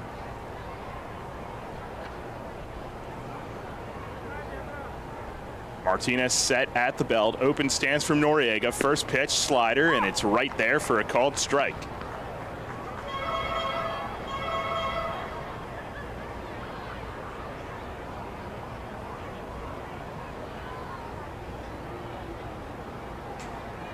Noriega 0 for 3 last night, and the ground out to short so far tonight. Kicks and delivers. This one's popped up behind the plate. Lenine back on it, gives it a look, but it's a few rows deep behind the screen. 0-2 to Noriega.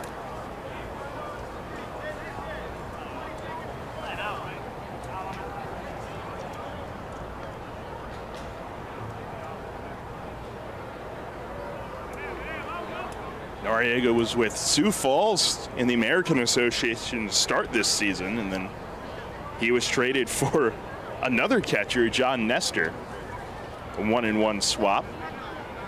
Now here in Staten Island. Here's the 0-2, another slider off the plate. Lenine goes to a knee to keep it in front of him. Before that, 4 seasons in the Dodgers organization. He's just 21 years old.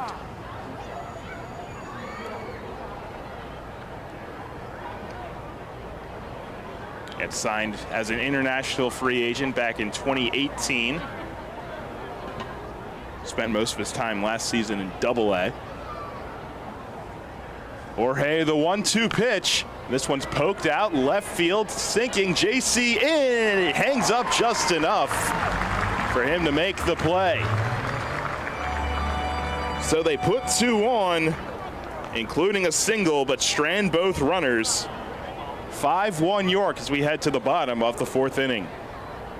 This is Revolution Manager Mark Mason. I love a great local neighborhood bar, and no matter what night of the week, Racehorse Tavern in Thomasville has something for you. Open 7 days a week, 3 till midnight, Monday through Wednesday, noon until 2 a.m. Thursday through Saturday, and Sundays noon to midnight. Live music every Friday, Saturday, and Sunday, karaoke every Thursday, and bike nights Thursdays throughout the summer. Plus pool league Sunday through Thursday, and a 4-season patio with full bar and food service. Stop in and visit my pal Jim DeLisio at the Racehorse Tavern, 738 North Beesicker Road in Thomasville. For more info, visit their website at racehorsetavern.com. You walk into the new Capital Blue Cross Connect Health and Wellness Center in York, you walk toward wellness. The center, now open at the Apple Hill Medical Center, connects you to savings on healthcare services and prescriptions. It connects you to fitness classes, wellness events, biometric screenings, and more.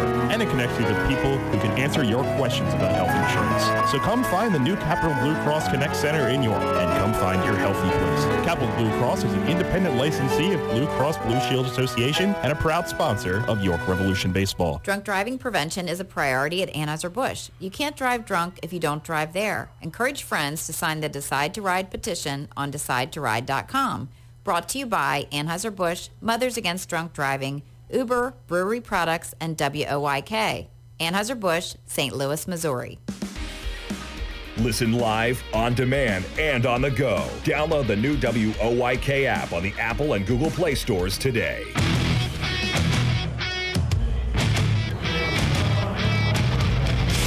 Ready to get the bottom of the 4th inning underway. York ahead 5-1. Matt Salter still out on the mound for Staten Island.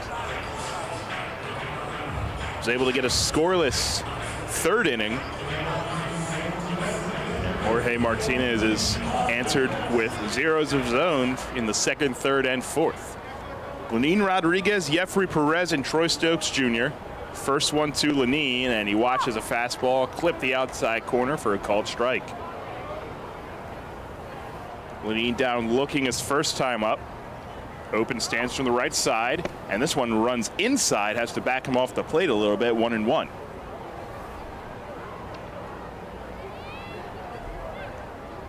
Salter at 64 pitches, kicks and deals, and Lenin out in front on that one, able to get a piece and foul it right back. 1-2 to the Revs catcher.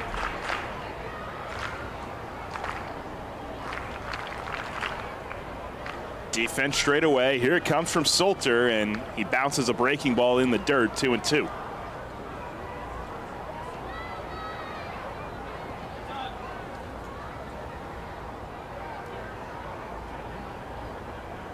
Looks in, shakes off one sign, now comes set. 2-2 pitch, and just outside. Salter thought he had strikeout number 6, but instead the count is full. He's set, here's the payoff. And Lenin gets this one in the air, left center field, Cespedes over, and he will put a glove up in the gap and make the catch. Didn't get quite the barrel that time, in on the hands, and flies out for the first out of the 4th inning.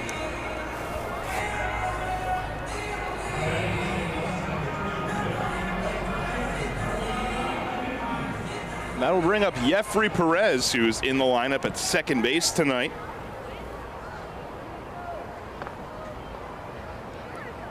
First pitch, and he watches one across for a strike, and back in the infield after getting some time earlier in the week in center. Back in center thanks to Melky's injury. 0-1, and he watches a fastball inside to even the count. But he's proven a capable defender in the middle infield, has done it for a lot of his career, and has recently gotten his first glimpses here in York. Here's the 1-1, and he watches down and in.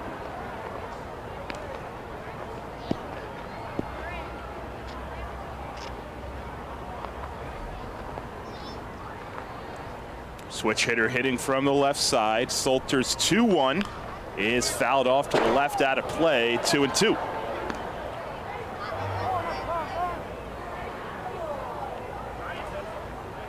has been particularly powerful as of late, the month of June.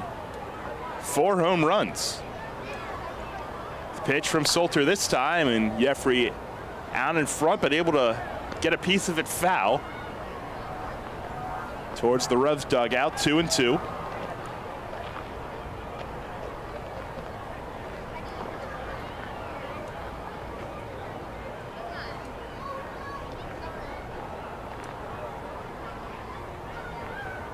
He's ready again, and another 2-2 on its way, and off speed, Watts down to draw the count full. Change up that time from Solter at 83. And pitch number 75 will be a payoff pitch to Jeffrey Perez. Set at the letters, now to the plate, and it's ball 4 up high. Perez on base for the second time, this time via the walk. A second walk the Revs has worked against Solter tonight. Brings up Troy Stokes Jr., who's already 2 for 2.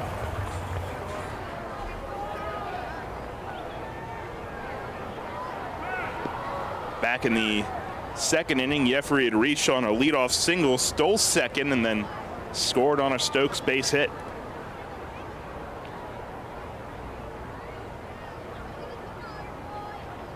He's one of 3 Rev steals tonight, Stokes with the other 2. First one not going, and Stokes watches a fastball down and away.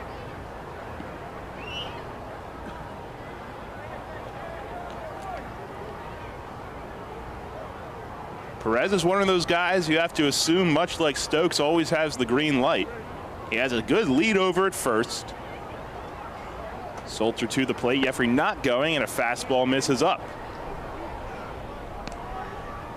Noriega steps out in front of the plate, trying to calm his pitcher down just a bit. Solter took a quick breather behind the mound and is right back to the rubber. And back off the rubber now to the spike cleaner.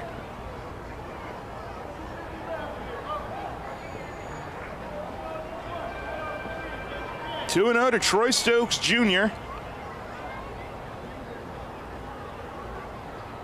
Jeffrey not going again, and another fastball misses up. 3-0 to Stokes.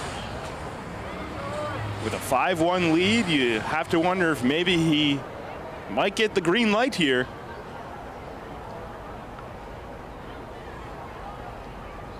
Here it comes, and taking for a called strike. Right down Broadway that time from Solter, but still a hitter's count. Stokes 2 for 2 tonight. There goes Perez, and Stokes will swing, hit it to right field, and dropping for a base hit. Perez running on the pitch is up to third standing. Bautista fires it in. Third hit of the night for Stokes. The Revs have runners on the corners and still just one away.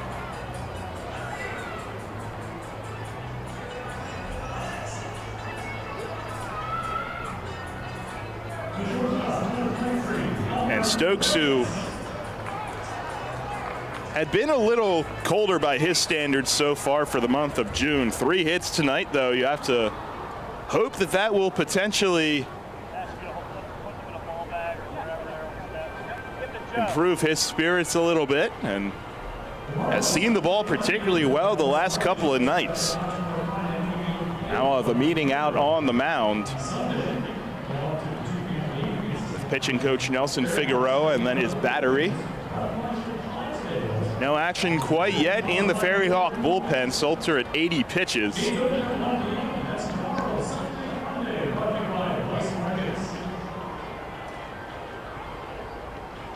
We'll bring up Elmer Reyes with runners on the corners. Before we'll take a look at this day in York baseball history, brought to you by the York County History Center. Visit them online at yorkhistorycenter.org. It was this day in 2012. The Revs, as a team, knocked 22 hits, including Scott Grimes, who drove in 6 runs in a 20-3 rout of the Bridgeport Bluefish. And earlier in the day, former Rev Justin Hampson from the 2010 team became the second Rev to return to the big leagues with the Mets. First pitch to Reyes is a fastball, outer third, called strike. Stokes faked going that time, but he's always ready to go for real. Betancourt even with the bag at third. 0-1 to Elmer, and he chases a high fastball. Swings through at 0-2.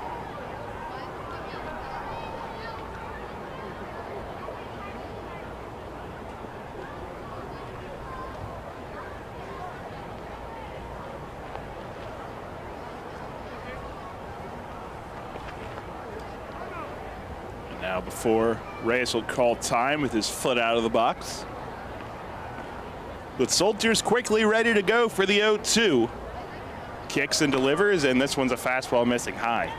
Another date in this, another historical moment on this date. Back in 2007, the first complete game win in Revs history. Dave Gill went the distance in a 9-7 win. Also over Bridgeport. There goes Stokes. Reyes swings and deposits it in the left field for a base hit. Jeffrey's in easily. Stokes up to third standing. An RBI single for Elmer Reyes. And the Revs extended to 6-1. They're really seeing the ball well off of Matt Soltier here tonight.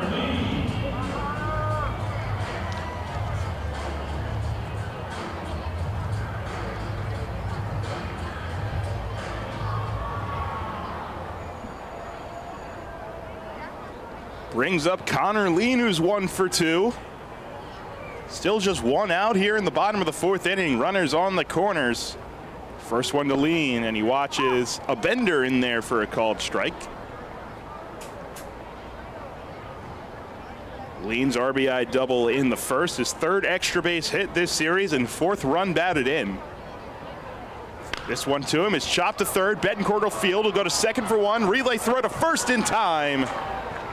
5-4-3 doubles up Lean. But the Revs score another run. They do it on 2 hits, and they strand just one. We will go to the top of the 5th inning. Jorge Martinez back out to the mound with a 6-1 lead. York's biggest and best Independence Day celebration is back with the winning trifecta. Celebrate America's birthday with America's pastime, patriotic music, and the region's most spectacular fireworks. July 4 York, presented by Traditions Bank, combines the fun of a York Revolution game with the return of the York Symphony Orchestra and a dual fireworks display. Bring the family to the home of the York Revolution before the July 4 game for the free Planet Fitness judgment-free fun zone. Then the Revolution takes on the rival Lancaster Barnstormers at 6:30. Next, it's a free concert and sing-along by the York Symphony Orchestra and Chorus, presented by WellSpan Health. Finally, the grand finale, a free dual fireworks display presented by Gladfelder Insurance, launched from inside and outside the ballpark. Get your tickets today at July4York.com. That's July4York.com. The York County Solid Waste Authority turns up the heat every day, on your garbage, that is. Advanced waste-to-energy technology is used to burn garbage at 1,800 degrees Fahrenheit in environmentally controlled combustion units. This reduces air emissions and produces electricity, enough to power 20,000 homes every minute of every day. Visit www.ycswa.com to learn more. In York County, garbage is power. New FM signal, new website. Get features, live broadcasts, and on-demand game broadcasts and shows online at 989WOYK.com.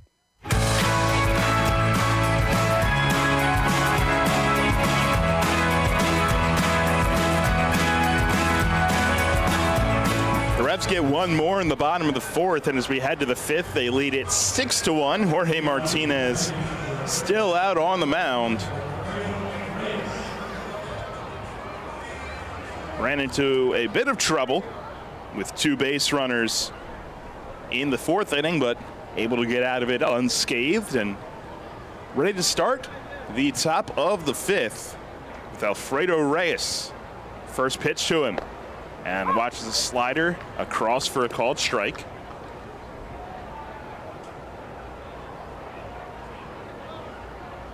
Reyes 0 for 1 tonight. 0-1 here and out in front of the slider. 0-2.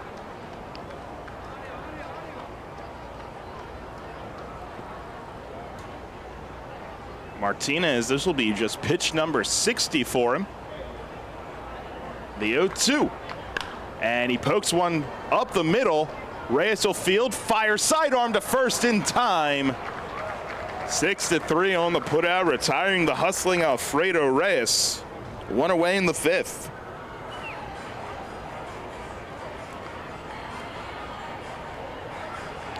Pitch was well out of the zone, but a protective mentality.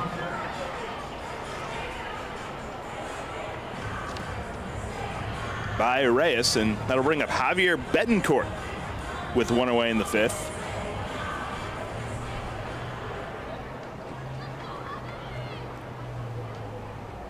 Betancourt struck out his first time up. First one this time for Martinez, and watches the fastball just off the plate away.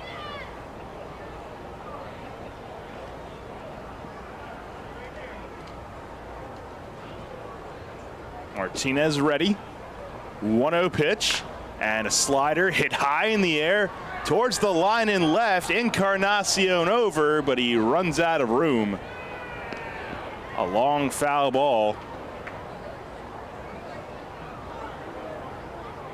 Now I do see a catcher's mask and mitt at the plate of the Ferryhawks bullpen, so we can presume someone will soon be warming.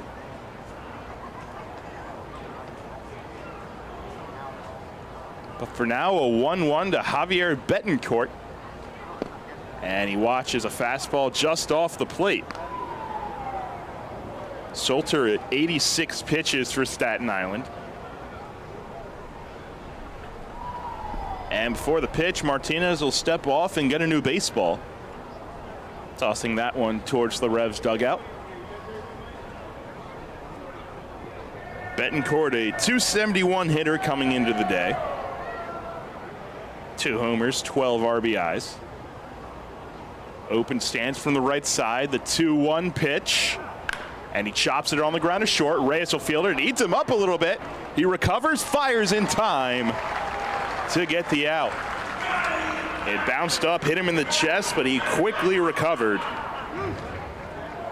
And still got Betancourt in plenty of time. 2 away and back to the top of the order with Duplantis.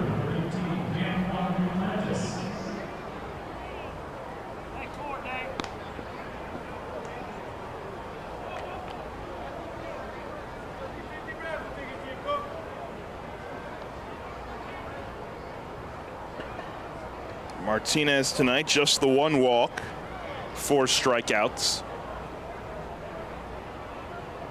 And now set to begin the 3rd time through this Ferryhawks order with Duplantis, and starts him off with a bender.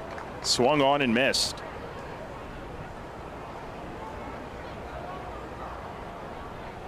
Duplantis, a couple of ground outs.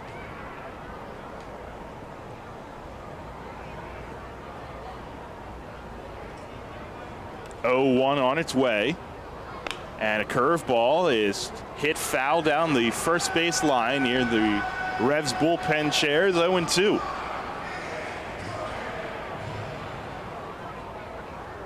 Now Martinez 1 strike away from another clean inning here in the 5th. York ahead 6-1. The sun slowly begins to set on this Saturday evening at Peoples Bank Park. Post-game fireworks set for after the conclusion of this one. 0-2 from Martinez is hit in the air, center field. Back on it is Lean, has a read on it in the gap, sets his feet, and makes the play. It's a 1-2-3 top of the 5th for Jorge Martinez. And the Revs will come to bat in the bottom of the 5th, looking to add to a 6-1 lead. Planting a tree, Putting in a fence? Whatever your project, Columbia Gas reminds you to be safe and call 811 before you dig and know what's below. Safe digging is no accident. Call 811 at least 3 business days before you start your digging project, and your utility companies will come out to mark any underground lines near your work area. Calling 811 is free for Pennsylvania homeowners, and it's the law. For more information, visit ColumbiaGasPA.com. Facing a legal issue can be a frightening time.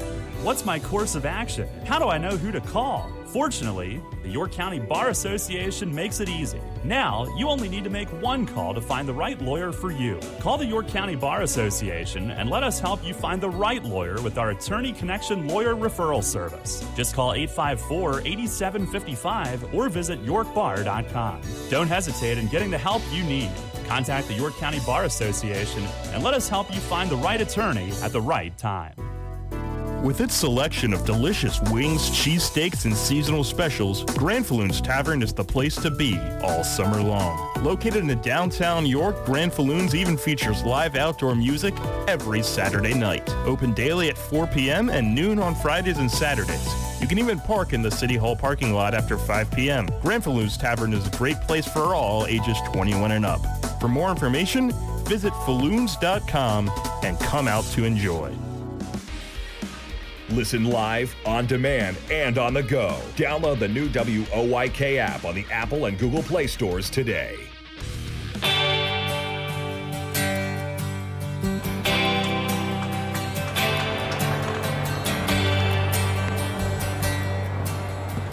Jorge Martinez has been spectacular on the mound, and the offense has been just as good. It's 6-1 York as we head to the bottom of the 5th inning.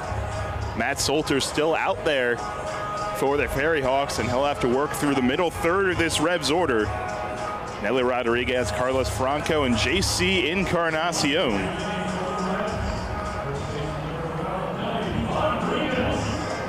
And one of the few Revs that has not been able to get to Salter so far tonight digs in. Nelly Rodriguez has gone down looking twice. They play him to pull in the infield.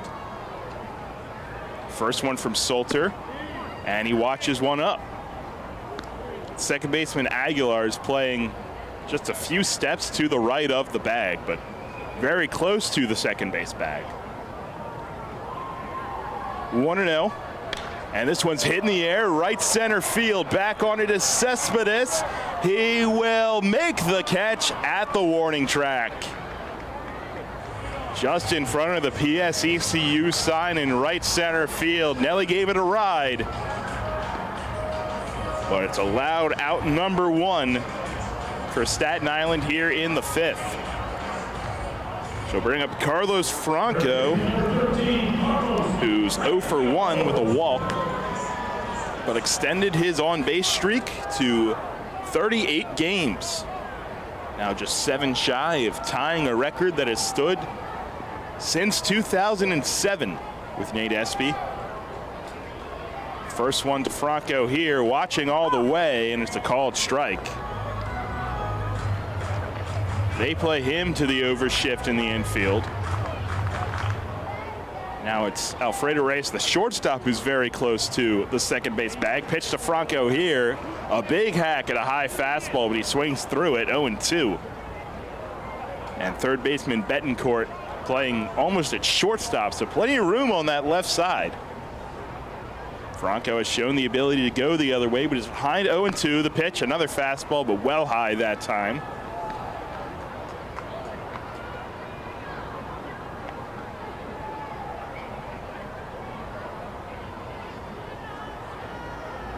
Plenty of room down either line. 1-2 to Franco. This one's down and in. Backs him off a little bit. Evens the count.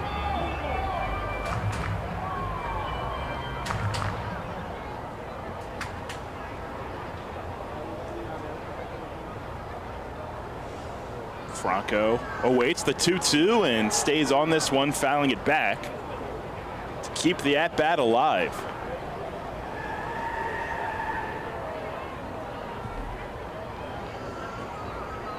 Franco also with 19 home runs and the first half winding down, he's just 2 behind Telvin Nash's first half record.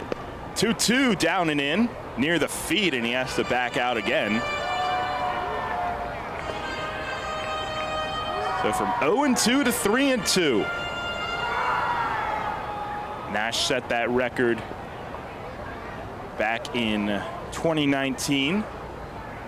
Franco's already broken the first half RBI record.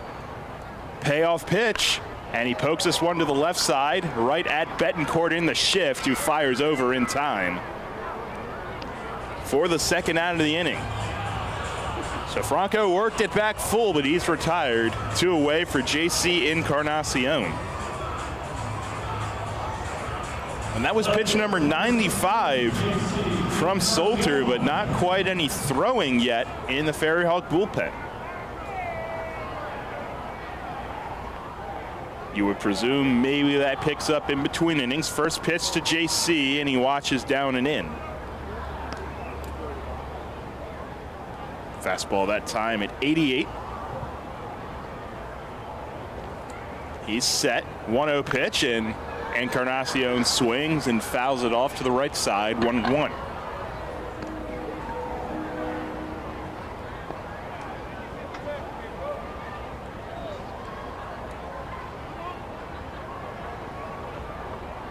High hands from Encarnacion. The 1-1 runs inside, almost got him.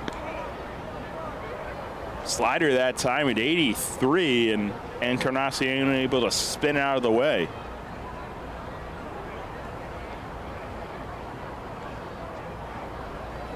Two one to him, and he gets a piece of it, and that one hit the catcher Noriega. He's down on the ground, a trainer rushing out. You have to wonder if that one got under the mask. Perhaps he's shaken up.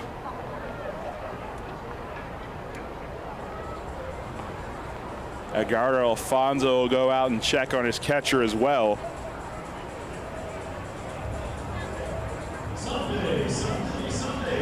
And you're always at risk of stuff like that happening as a catcher. They get beat up more than any other position on the field by far. Never like to see that. It's back to his feet, but hunched over.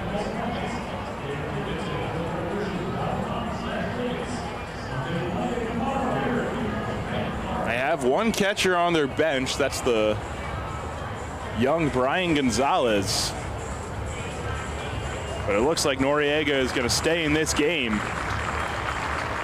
Getting a nice hand from this People's Bank Park crowd. And well deserved. It's always a scary sight.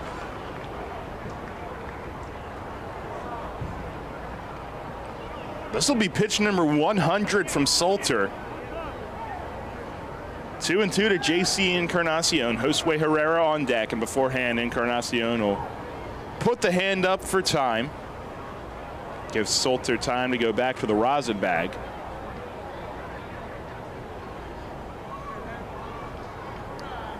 Pitch number 100, the 2-2. Ripped to left side and off the glove of the third baseman Betancourt and into left field. That'll be a base hit. Ball was scorched off the bat of Encarnacion.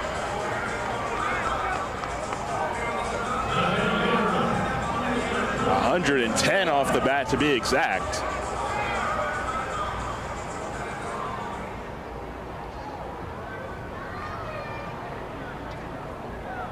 So JC, who has some speed at first base, is aboard. First pitch to Herrera. He rips it down the right field line, and it's just foul.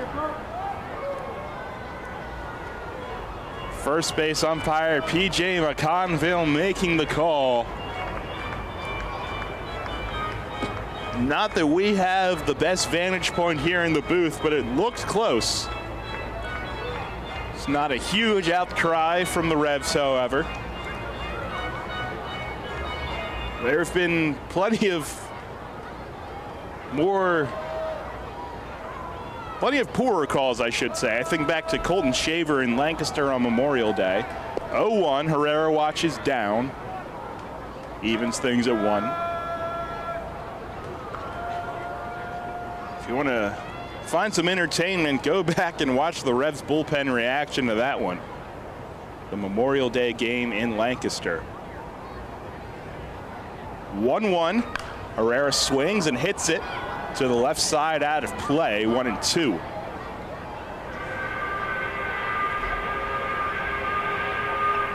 Sun continuing to set. As we approach 8:30 here at Peoples Bank Park. Revs looking for yet another series win. They can clinch that with a win tonight. 1-2 to Herrera, and this one's high off the glove of the catcher Noriega and to the backstop. JC takes a wide turn around second, but he will stay. It'll be a wild pitch for Salter. As Noriega threw the glove up about as high as he could, but was still tipped off of it.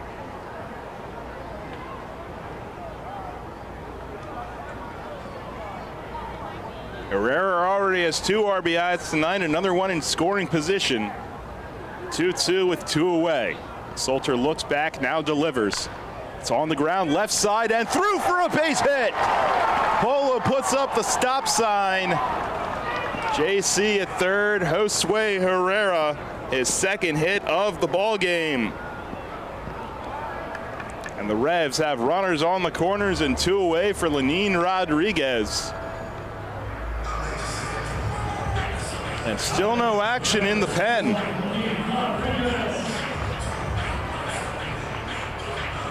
The Revs have made a lot of noise this inning, seen a lot of pitches, but have yet to get a run across. Encarnacion on third, Herrera on first, both have reached with 2 outs. Lenin Rodriguez awaits first pitch, and it's in there for a called strike, outside corner.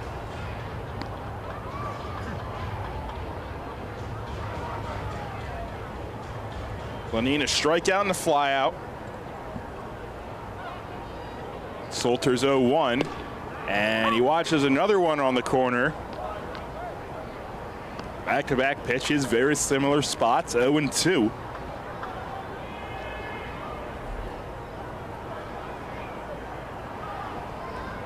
Salter ready.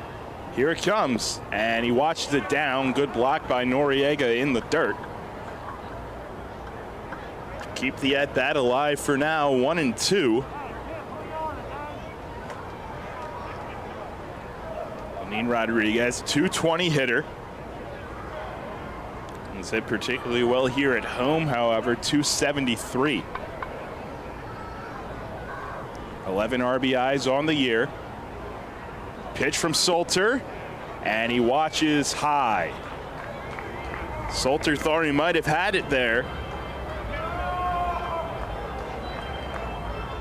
But Rodriguez works the count back even. 2-2. This is pitch 110 on its way from Salter. And Rodriguez stays alive, fouling it back.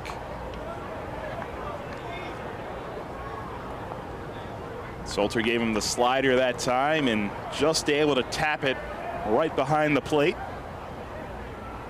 So we'll do it again, 2-2.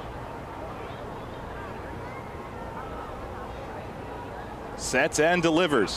This one's on the ground to second, fielded by Aguilar. He'll go to first and record the out. The Revs get 2 hits with 2 outs, but they strain them both. And we'll go to the top of the 6th inning. York ahead, 6-1.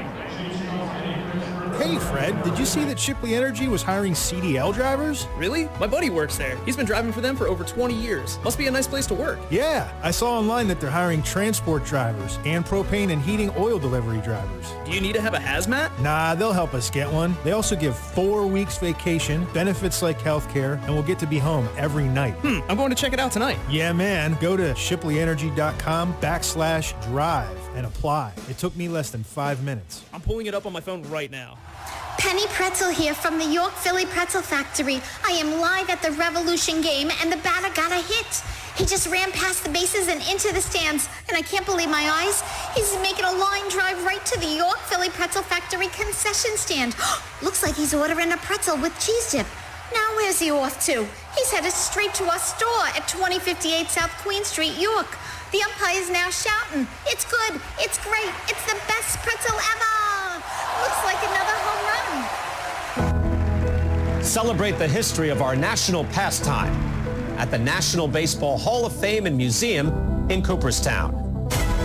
See priceless treasures that will bring your baseball memories to life. Connect with events that have shaped and changed the game and our country. Our stories to tell, your memories to share. Plan your family visit today at baseballhall.org. See you in Cooperstown, where the journey becomes legend.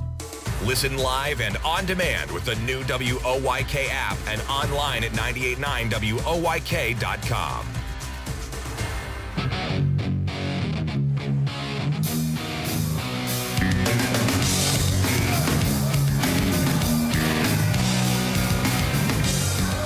Top of the sixth from Peoples Bank Park. Jorge Martinez still out there on the mound.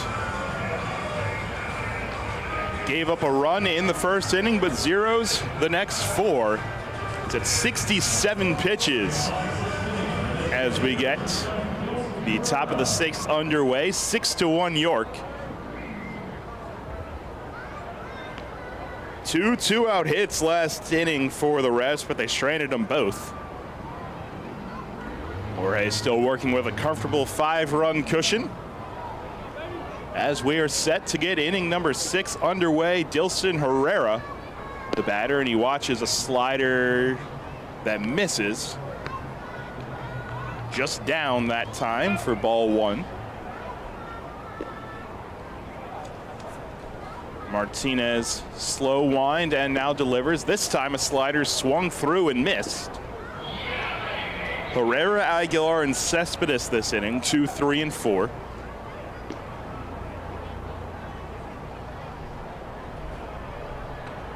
The pitch this time, there's a slider at the knees for a called strike. 1-2 to Dilson Herrera, DHing tonight.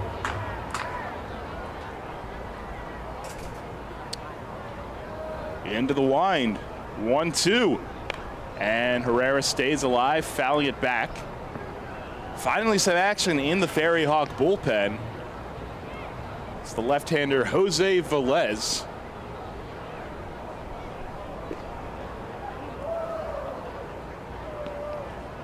And with Salter at 111 pitches, you have to figure Velez will pitch the bottom half of this inning. Another 1-2 to Herrera. Watches a fastball just inside, 2-2.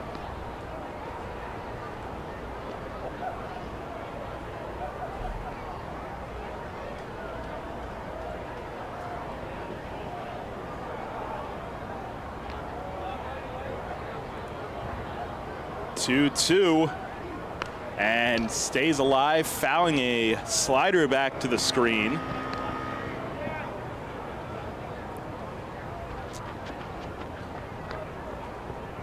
A historic day in Major League Baseball as well. Houston Astros completed a combined no-hitter, no-hitting the Yankees in a 3-0 win. Here's the 2-2 from Jorge Martinez, and this one's ripped out to left field, hooking and foul. Over towards Arch Street. Christian Javier went 7. Hector Neris pitched the 8th, and Ryan Presley finished it off in the 9th. The first time the Yankees have been no hit since 2003, which also happened to be a combined no-hitter against Houston. Another 2-2, and Herrera stays alive, fouling it back to the screen.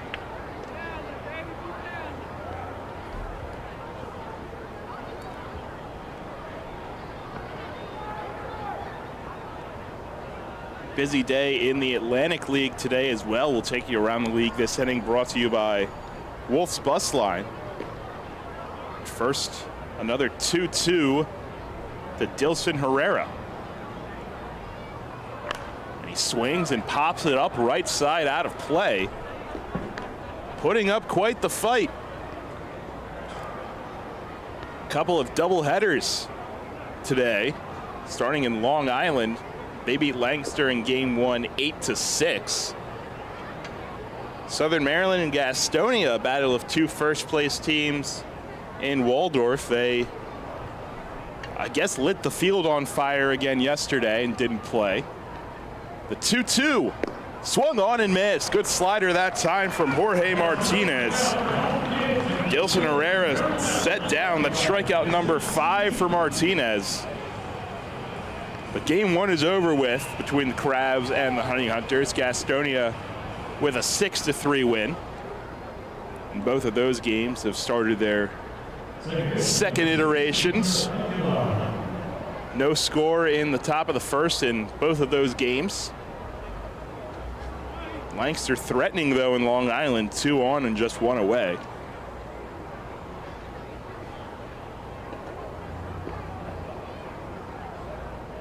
Aguilar, the hitter now. And before he will step out and call time, Lexington and High Point, high scoring games so far. They're in the top of the 4th. It's 6-4 High Point, but Lexington has the bases loaded and nobody away. Now the first pitch to Aguilar is a fastball off the plate away. And the Genomes hosting Charleston, up 10-5 in the top of the 6th. Offense aplenty here in the Atlantic League today. A long look in. Now the 1-0 to Aguilar, and he swings and misses. Fastball that time from Jorge. Evens the count at 1. Aguilar, a strikeout and a walk. And it came into the day hitting at an even 300. Martinez winds and delivers 1-1. And a slider down and out that time. That was pitch number 80 from Martinez. Top of the 6th inning, 6-1 York. The Reds have already knocked 10 hits as a team. 2-1 and a slider. Aguilar thought about it but held back well outside for Martinez that time. 3-1.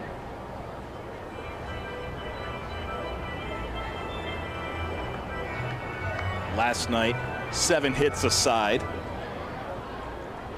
with the Revs completing the walk-off on an Elmer Reyes double. 3-1 to Aguilar, and he's out in front of the slider but hits it to short. Elmer charges, throws on the run to first in time. 6-3 on the putout, 2 away in the 6th.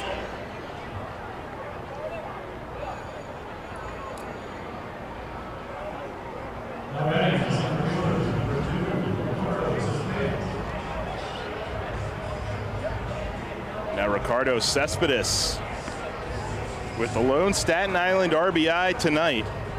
First inning double digs in. He's doubled and then popped out.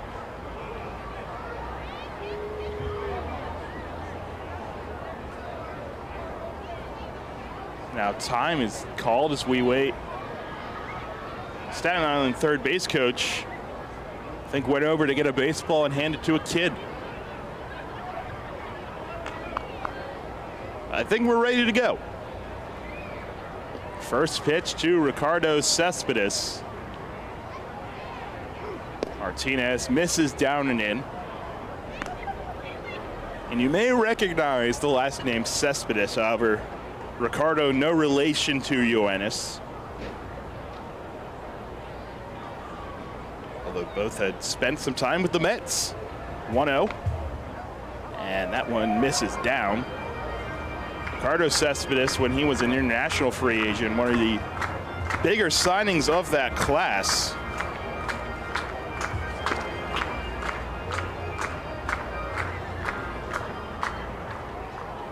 Was signed in 2013 at just 16 years old.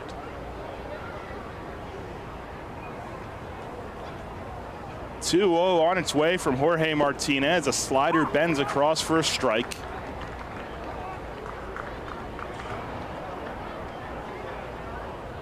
Jorge at 85 pitches now. Bullpen quiet for the Revs. 2-1 pitch. And dots a fastball outside corner for a called strike.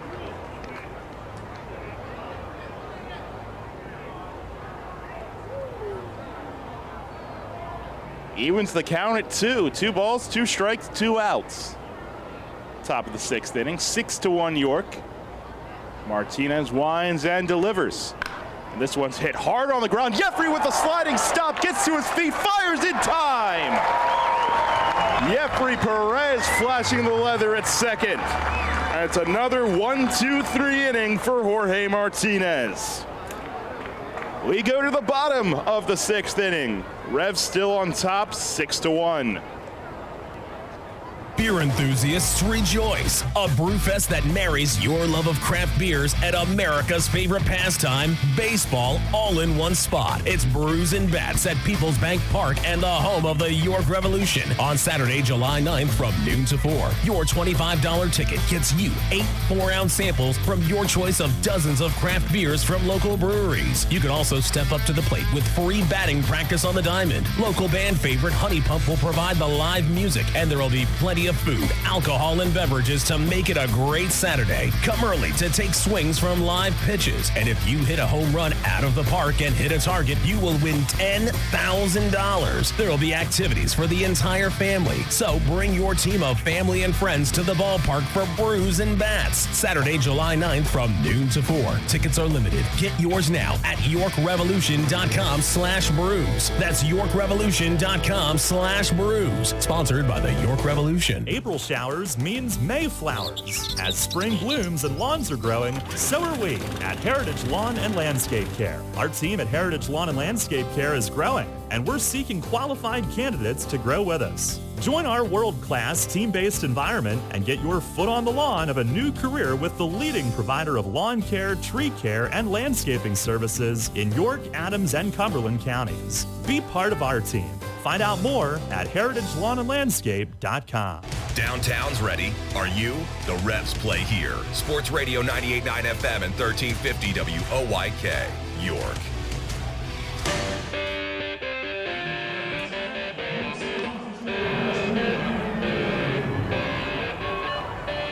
New arm on the mound for Staten Island. Left-hander Jose Velez. Day done for Matt Solter. After 111 pitches, 5 innings, 10 hits, 6 runs all earned, 2 walks and 5 strikeouts, he gives way to the lefty Velez, 32-year-old from Queens, New York. So like most guys on this Staten Island club have some sort of New York connection. He's been a pro since 2013. But only time in affiliated ball, 15 and 16. Reached as high as high A with the Marlins organization, but he's made his trips around the Partner League circuit. A couple years in the Frontier League to start his career, 13 and 14 with Evansville. Then in the Atlantic League in 2017 with Long Island. He turns Jeffrey Perez around to the right side to lead off the inning. First pitch and a good fastball.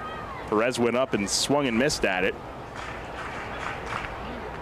Then in 2018, the Can-Am League with the New Jersey Jackals. And then the American Association after that. Sioux City in 2019, St. Paul in 2020. Then back to Sioux City in 21, and now Staten Island. Pitch to Perez here, misses up high.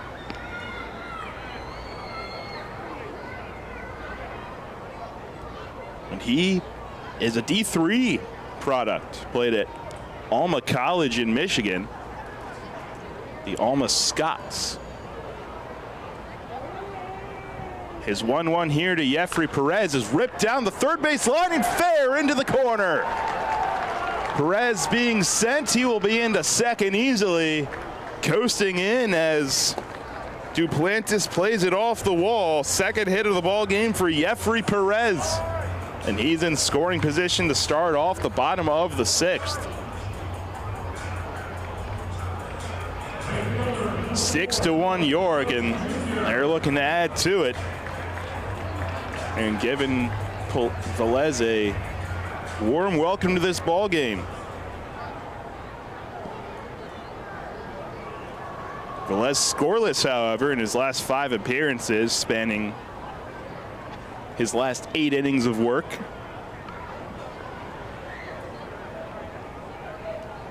Faces Troy Stokes Jr., who has 3 hits on the night, and make it 4. Is that one? Oh, it is ruled foul. Polo is arguing. It looked like Derek Moshe pointed the arm out fair and then put his second one up. Everyone is in disbelief. I'll say a disclaimer that we don't have the best vantage point in the view, but that clearly looked fair.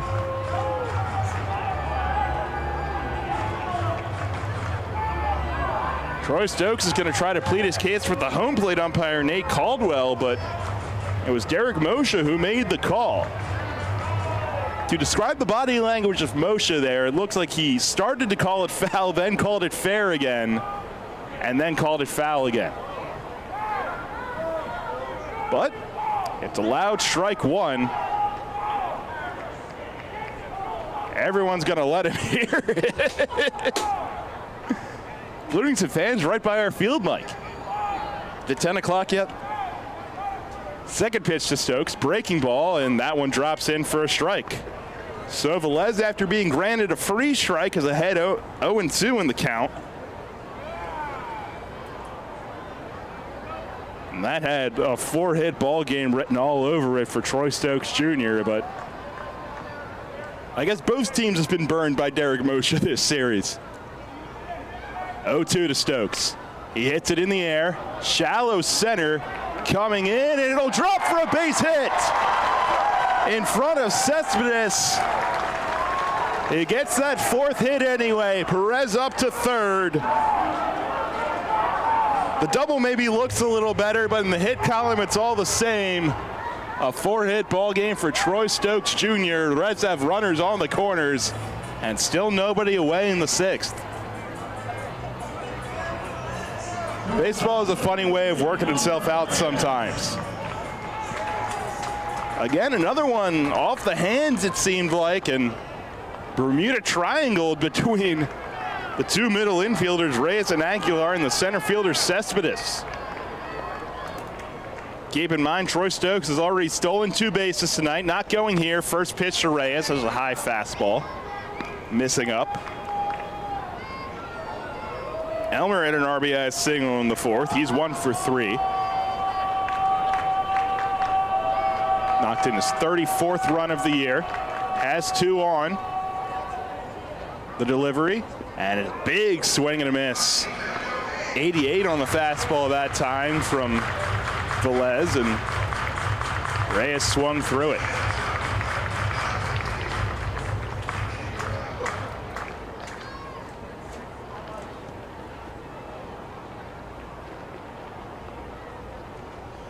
It's a high set from Velez. His 1-1 pitch is driven out to left center field. Back on it, Cespedes, and it'll one-hop the wall, and it's over. A ground rule double for Elmer Reyes. Jeffrey Perez comes across to score. And Stokes will have to hold at 3rd.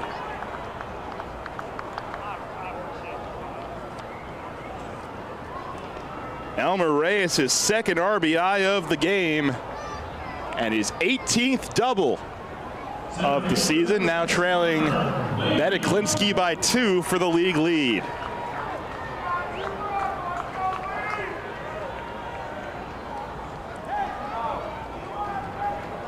And 2 more in scoring position for Connor Lean,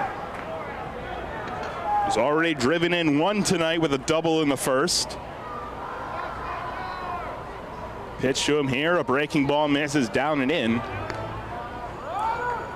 Lean, a .367 hitter with runners in scoring position this year.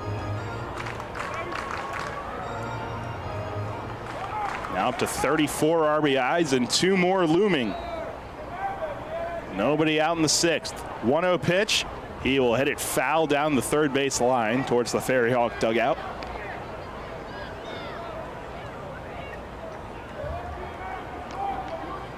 So the Revs snap the scoreless streak of Velez.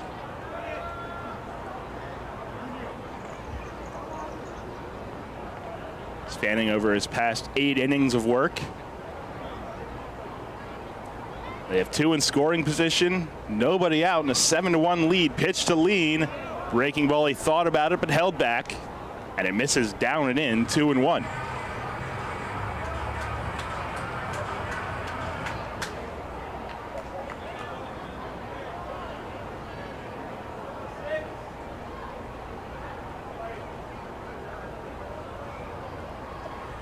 He's set.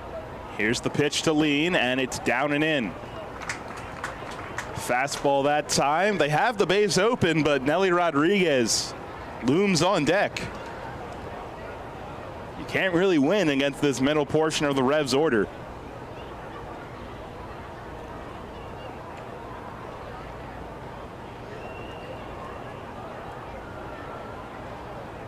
Hitters count for Lean, 3-1. Here's the pitch. And he watches down, ball 4.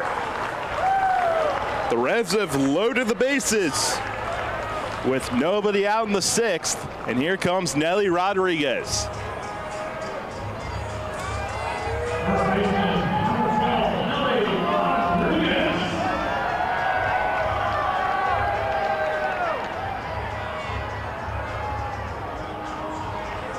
And before Nelly digs in, we'll have another meeting out on the mound.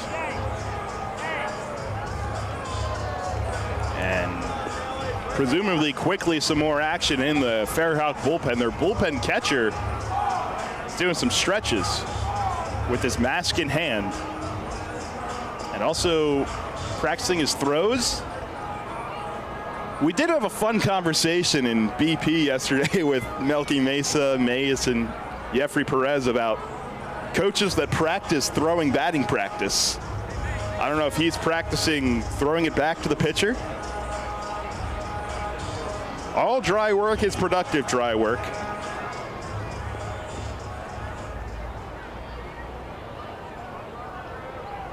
Bases loaded, nobody away for Nelly.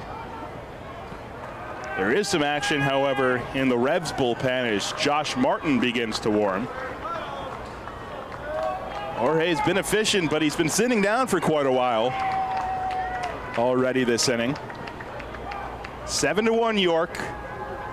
First pitch to Nelly Rodriguez. Breaking ball misses down and in. Nelly backs off a little bit. 1-0.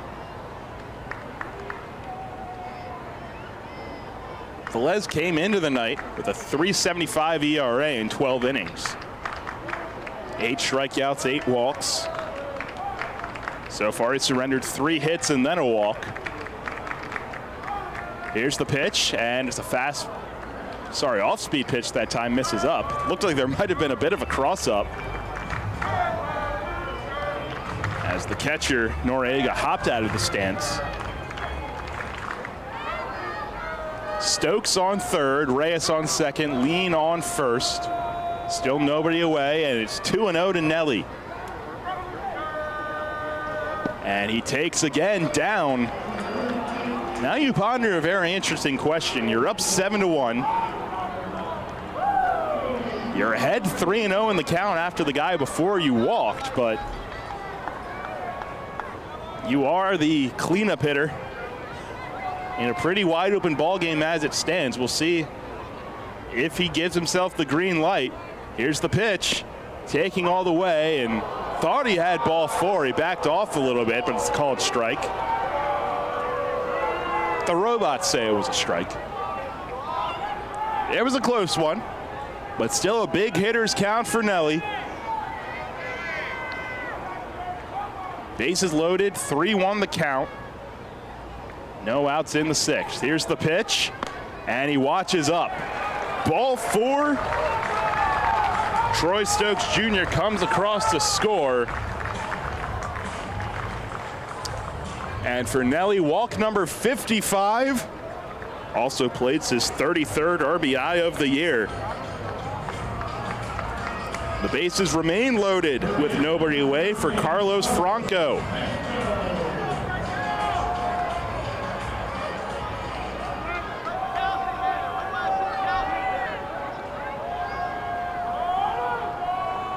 Revs third baseman 0 for 2 with a walk tonight. 3 hits and then back-to-back walks so far this inning against the left-handed Velez. First pitch to Franco. He swings, lines it to center, Cespedes in, it's down for a base hit. He'll fire into second, Nelly's there. Elmer comes across to score. An RBI single for Carlos Franco, his 59th RBI of the season. To continue to pad that league lead. It's 9-1 York. Still nobody out in the 6th, and here's JC Encarnacion. And still a quiet Ferryhawk bullpen.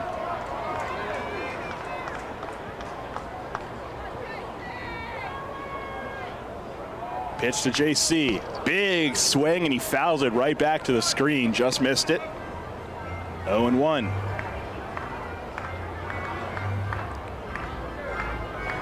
Double, single, double.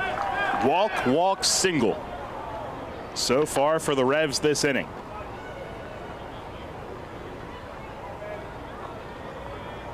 Velez is set, the pitch, breaking ball, and it misses up. Evens the count at 1.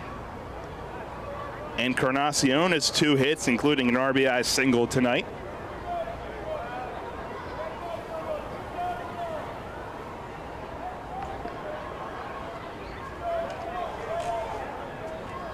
He's set. Here's the 1-1. It's up the middle, and fielder on a backhand by Aguilar. He flips to second for 1. Throw to first, not in time.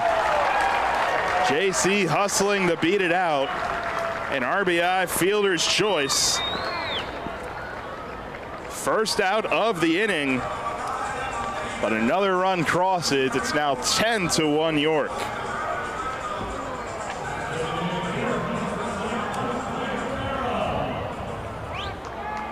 So it'll be runners on the corners and 1 away for Josue Herrera.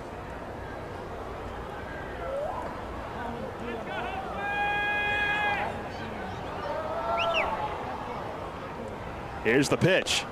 Breaking ball, a big swing by Josue. He swings through it. 0-1.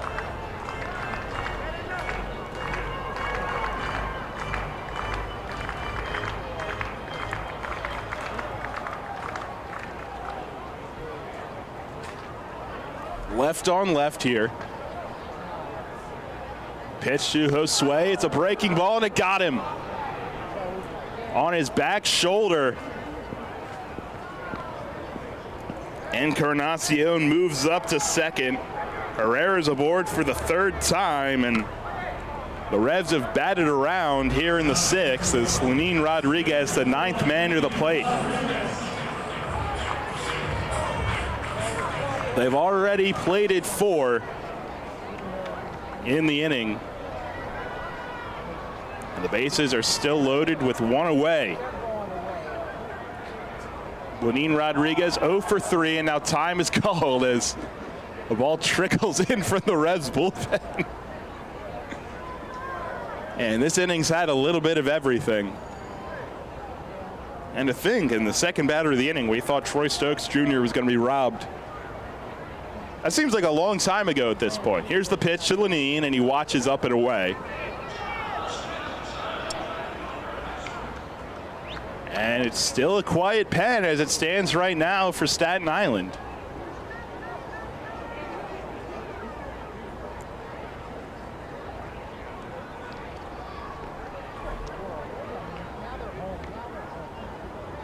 The 1-0.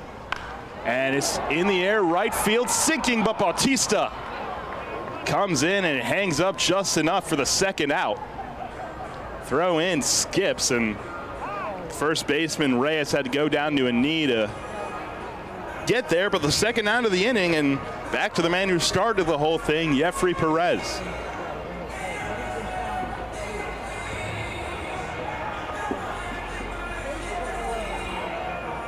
Perez, who had turned around to hit from the right side, will once again come up and face Velez. And he's our RBI guy tonight. He has quite the opportunity here.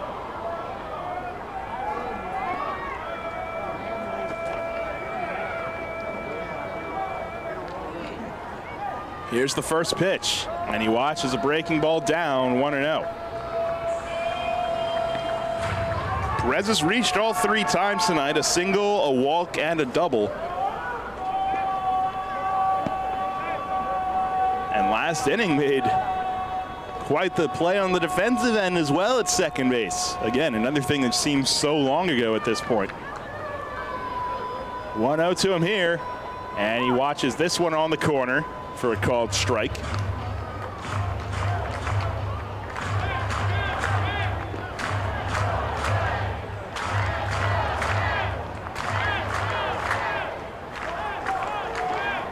Ten runs on 14 hits for the Revs so far tonight. We're in the bottom of the 6th.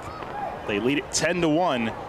Pitch to Perez. He hits it in the air, right field, towards the line, foul ground. Reyes, the first baseman, back, but it's into the first couple of rows. Almost ran into a crowd of men with rakes. It's probably not the most fun collision you'd want to have. JC and Josue will go back to their bases, second and first respectively. All this on 30 pitches from Velez.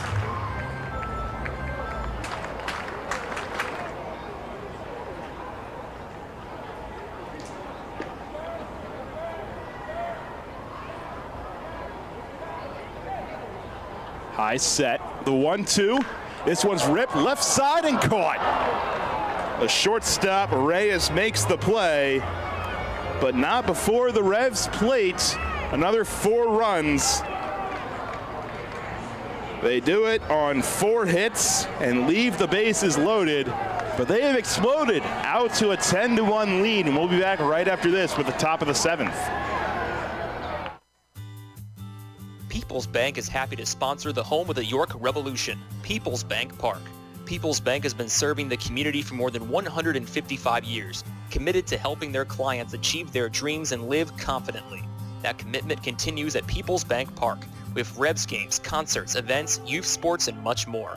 We're proud to partner with the York Revolution, and we look forward to seeing you at People's Bank Park. People's Bank, member FDIC, equal housing lender. Can't get enough of the Birds? Sports Radio 98.9 and 1350 WOYK has you covered. Join us all season on Mondays at 6 for the Baltimore Baseball Show, hosted by award-winning Orioles and National Baseball writer Dan Connolly from The Athletic Baltimore. Exclusive in-depth interviews, plus the latest insight and analysis on the Orioles every week. Talking baseball and the Birds every Monday at 6. The Baltimore Baseball Show on Sports Radio 98.9 FM and 1350 WOYK. First in York, first in sports. When you work with an independent insurance agent, you put the power of choice to work for you. Independent agents know several companies and their coverages, which means more options. And because companies like Donegal Insurance Group use the independent agent system, you not only get quality insurance, you also save money. The independent insurance agent system. Discover the power of choice. Contact Kochman Kunkel Insurance at 717-854-0300 or stop in at 3217 East Market Street, York. Locally owned and operated by Pam and Rudy Kochman. Kochman Kunkel Insurance. Get the latest on the Orioles with the Baltimore Baseball Show, hosted by Dan Connolly. Mondays at 6 on Sports Radio 98.9 FM and 1350 WOYK.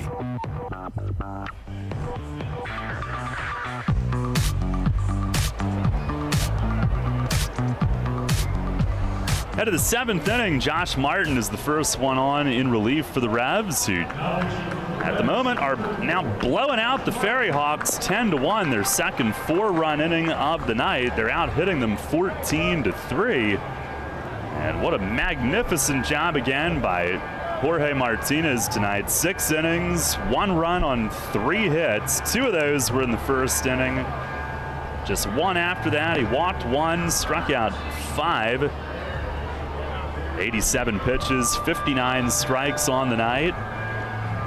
And a big lead and some guys to get a look at here. Kind of, a hot night, so not an easy workload for him, but a smaller one than certainly he is able of giving the Revs. And you have to wonder if part of that was maybe how long he had been sitting down in between innings. The Revs gave him quite the rest, I guess you can say. And just the second time this season, first since his first start in Long Island, he hasn't reached the 90 pitch mark, but definitely did his job here tonight. Mariel Bautista leads off as Martin fires a first pitch strike. And Bautista had 1 of the 3 hits that Jorge gave up. Second straight start that he's given up just 3 hits in 6 innings. Both against Staten Island. Here's the 0-1. And that's over for a strike. Slider, I believe. As Martin jumps ahead. 5, 6, 7 in the order. Revs up big, creating a sizable cushion. Martin ready. Here is the 0-2. And it nosedives down. Slider missed. So the last 2 starts for Jorge now. 12 innings, 6 hits, and 1 run. 1 walk and 15 strikeouts. Another good strikeout to walk night. As Martin fires, and a swing and a ground ball to short. Right at Elmer, came up on him. He knocks it down, recovers, and fires to first. Hit sharply, and it took a skip up off his arms, but he stays with it. 1 away. And Elmer's had a really busy night. That is the 6th ground ball he's handled, plus a pop-up. But Jorge now, his last 4 starts, 24 1/3 innings, 3 walks, 30 strikeouts. Here's Joseph Reyes, who bats from the left. First pitch is cut on and missed. Fastball at the knees at 91. Came into the day also with the 4th lowest ERA in the league and got it down to 3.11, which would currently slot him for 3rd, but with Salters going up tonight, probably 2nd. Backdoor slider and a called strike. Reyes looked back, rolled his eyes, has some words. Martin ahead, 2 strikes. Joseph Reyes is struck out and grounded out to Elmer Reyes on the ground out. Martin the 0-2, and a slider just missed. Lenine wants an appeal at 3rd, little flinch of the hands, but no swing.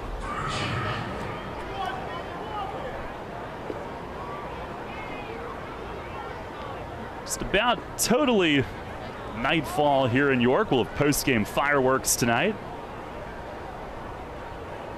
Martin with the pitch, and a line drive at 2nd, right at Jeffrey. He's got it. And that's out number 2 here in the 7th inning. Revs do have 2 new pitchers that we've yet to see. Lefty Tuck Tucker, righty Carlos Ventura. See if tonight could be a night for either of them. As Andres Noriega will come to the plate. He is grounded out and flied out. Martin's in game number 22, 1-1 with a 5.61 ERA for the year. Trying to lower that tonight. He kicks and fires, and a fastball a little bit low.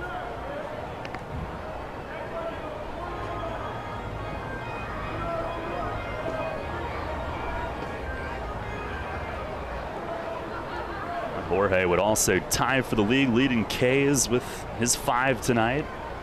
1-0. And a broken bat, squibber on the ground, foul over by the 3rd base dugout. Either of those other gentlemen pitching tonight? Well, one is Cam Gann, who, unless he's back, I presume just with the Diamondbacks.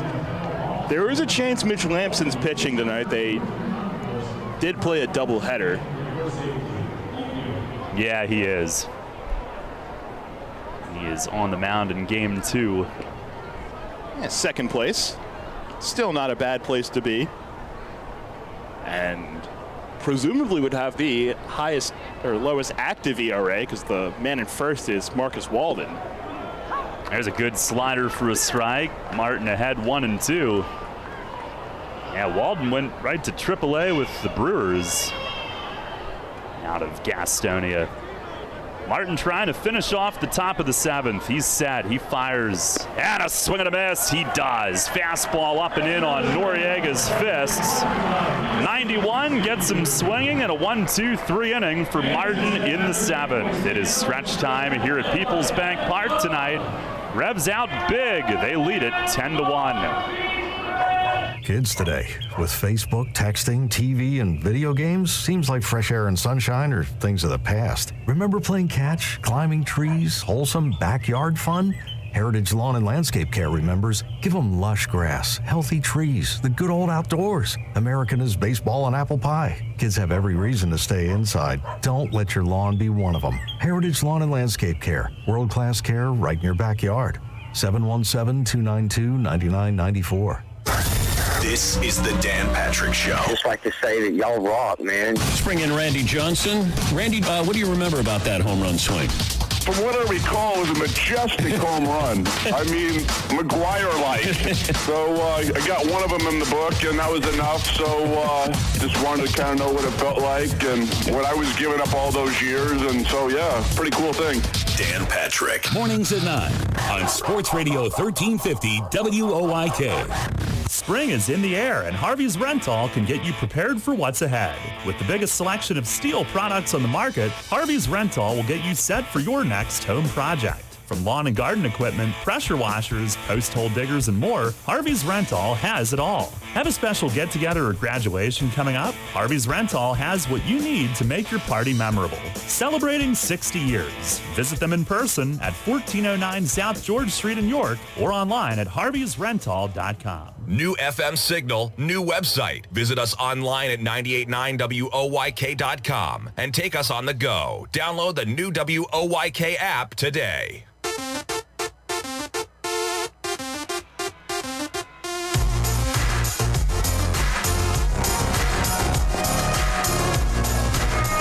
Stretch time here at Peoples Bank Park tonight. Revs lead it 10-1. Staten Island will call on another left-hander, Anthony Auletta, who takes over. Velez got roughed up in the 6th inning, and the Revs hit Matt Solder hard tonight. 5 innings, 10 hits, and 6 runs. Velez an inning, 4 hits, and 4 runs. And as Auletta gets ready, take a look at scores from elsewhere tonight around the league, brought to you by Wolf's Bus Lines. Lancaster losing in game 1 of a doubleheader at Long Island 8-6. They lead the second game 2-1 in the 3rd inning. And also a doubleheader at Southern Maryland tonight. Gastonia winning the first game 6-3. They are in pursuit of wrapping up a first half crown. Southern Maryland obviously already has and is probably hung over. The Honey Hunters and Blue Crabs are scoreless in the 3rd inning in game 2. High Point leads Lexington 6-5 in the 5th. And a slugfest at Wild Health Field tonight. The Genomes lead the Dirty Birds 11-6 as they go to the 8th. Here it's 10-1 York. And Troy Stokes Jr. tonight, 4 for 4. Will lead it off. Double, RBI, 2 runs, 2 steals. What a night. Been a spark plug on a big night. First pitch fastball is over for a strike. 91 from Auletta, who brings it straight over the top. 6'4", 230-pound lefty. And the 0-1, that is down and in. Revs with 14 hits. Stokes has 4 of them.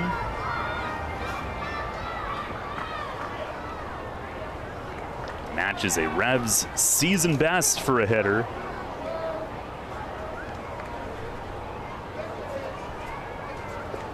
1-1. It is down and in. JC's got a couple. Franco's got a couple. This is Stokes' second 4-hit game of the year. Revs do have new lefty Tucker loosening in the bullpen. Here's the 2-1 swing, and he loops it at first. And Joseph Reyes in a step waiting, puts it away. First time that Stokes has been retired tonight. One down here in the 7th. Arletta, 1 win, no losses, a 2.61 ERA. That's in 6 outings, 1 start, 10 1/3 innings coming in. Hasn't had a ton of time.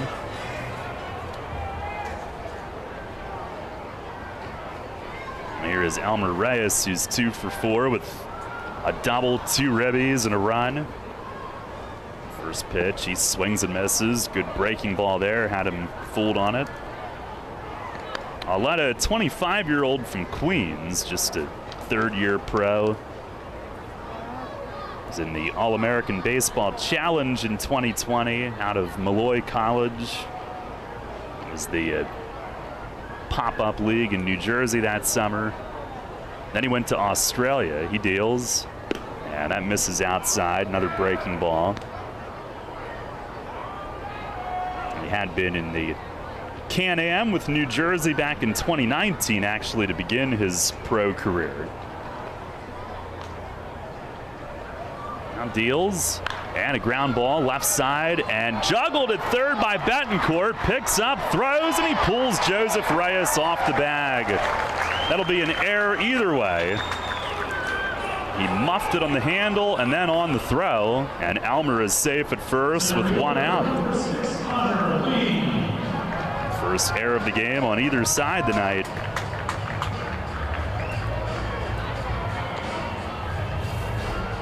That'll bring up Connor Lean, who's had another productive night. 1 for 3, RBI double, 2 runs scored, and a walk. First pitch misses outside. Revs leading at 10-1 here in the bottom of the 7th.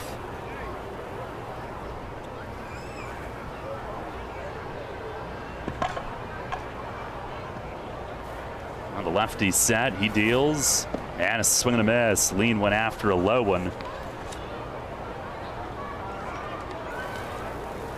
Arletta, who finished his college career at nearby Malloy in New York, or on the island, I should say. It's his 3rd school attended as he deals outside. He had gone to Santa Fe College in Gainesville, Florida, and Valdosta State in Georgia previously.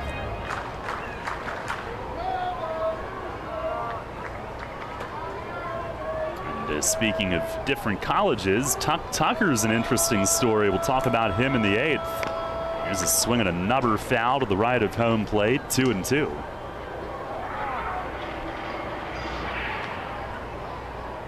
Connor Lean holding down that 3-hole for now while Malky heals. Our Wellspan Sports Medicine injury report. Malky making good progress on that quad tweak. Might hold him out till the road trip just to give him as much time as possible to heal. The off day Monday, of course. 2-2, and a swing, a sharp ground ball to short, but right at Alfredo Reyes. He flips to second, and the turn is late. Connor Lean, he goes 100 miles an hour all night. Even went up by 9, and he legs out a potential double play and keeps the inning alive. Yeah, he's never one of those guys you'll have to question about how hard they play the game. This really shows by every aspect of his game, especially on the defensive side of the ball. Here's Nelly with Lean at first, 2 outs. A new ball requested.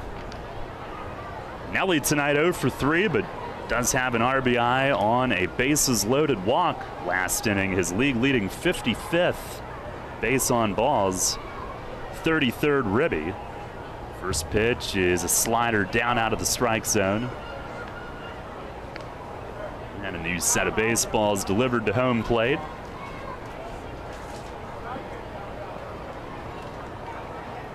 Revs tomorrow will have Alex Sanabia starting the final game of the homestand, 2 p.m. Hector Guance going for Staten Island. Pitch to Nelly, that's just inside, missed, 2-0. Tomorrow you can contribute to what we do on the field by voting on Revs' various social channels. It's hashtag InstaTalkBookDay. Pitch to Nelly is in tight, and it's 3-0. Have a crab feast catered by Captain Bob's Crabs. Sunday Fun Day presented by Wise Markets. Bark in the Park, and meet a Clydesdale tomorrow. I got to meet Bandit the other day. Do you know if Bandit's the one coming? I don't know. As Arletta misses down low, and Nelly will take his base. Another walk. And that'll push Lean ahead to second. 2 on for Franco. You know what, though? I would know Bandit if I saw him. He'd probably smell you if he saw you. He did give me a sniff test. Seems like you patched, though, which is always... Yeah, you very friendly, very friendly. Smelled me up and down. And I'm pretty I'm pretty sure he broke wind in my face when he walked back to his... So you two will get along. Here's Franco. He swings and fouls the first one back. That explains a lot. No wonder we struck up such a kinship.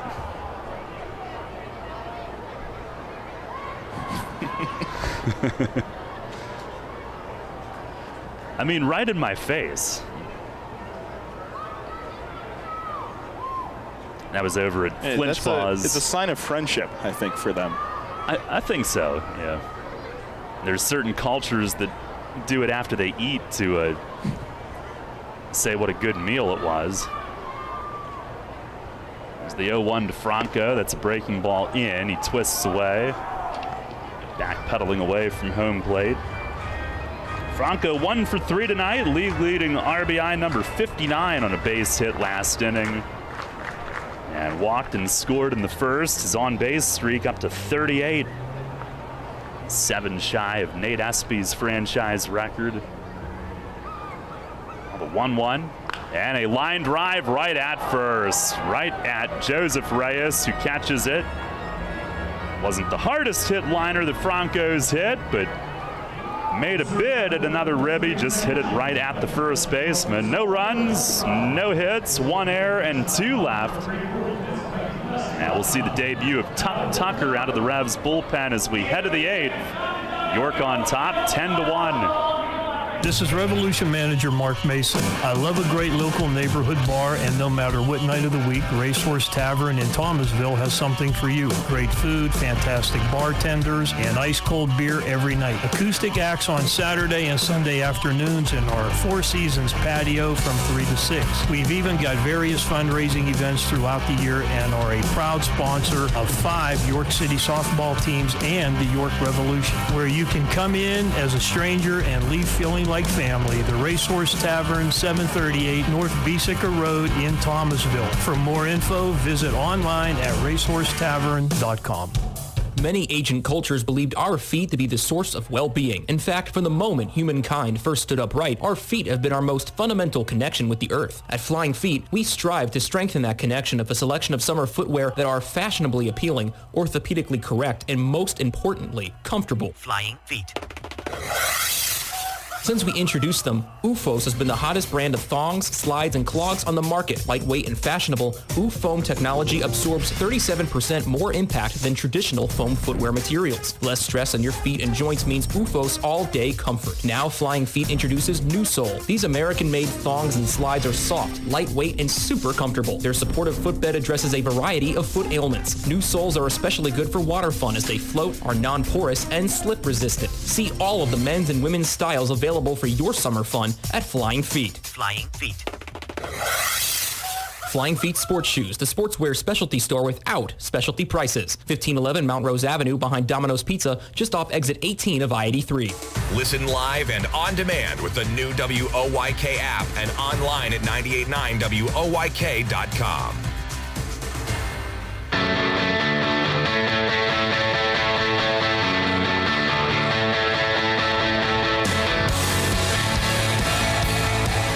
Head of the 8th, we'll see the pro debut of Tuck Tucker as he debuts with the Revs. Big lefty wearing number 38. 6'4", 225. 25-year-old out of Mesquite, Texas. Now lives in Mineola, Texas, and well-traveled in college. He's an interesting story. Most recently was at Georgia Gwinnett with one Paul Fletcher, as his team made it to the NAIA World Series this spring. Comes recommended and makes his debut here against Alfredo Reyes, who leads off the 8th, 8-9-1. Tucker, the high sock look, kicks and fires, and his first pitch as a pro is grounded to second, right to Jeffrey Perez. He sidearms over to first. One pitch, one out, and it might have broken the bat off the end. Fastball at 91. Well, that's a good way to make your debut. Not only you get the ground out, you potentially break a bat. This is easy, right? One down. Here is Javier Betancourt, who struck out and grounded out. Now this is the test if he can get him, since he's hitting like 8,000 against York. Revs lead at 10-1 here in the 8th. And Tucker sets. He kicks and fires. And a fastball missing inside. That was at 89, and with his long frame and his stride, it'll get on you even what would seem faster than that. I think I hear fireworks somewhere. Yep, here's the 1-0. And there's a fastball strike on the outer edge. I think we'll one-up him in a little bit. Yeah. Just a bit. Inside the park, as always. 1-1, and a check swing, tapper foul behind the plate. That was a changeup, and Betancourt did not get a full look at it. Tucker had also pitched at Maryland, LSU Shreveport, and New Mexico Junior College. Well, he's ready. Sets at the belt, kicks, fires, and a swing and a ground ball poked the other way. Jeffrey way to his left, cuts it off, and tosses to first. Jeffrey Perez shows off the infield range. Way to his left and dumped it to Nelly. A little bit high. Nelly had to get up, but came back on the bag for out number 2. I think we'd be remiss without mentioning the flow on Tuck Tucker. Yeah, as well. Good call. He'll fit in on this team.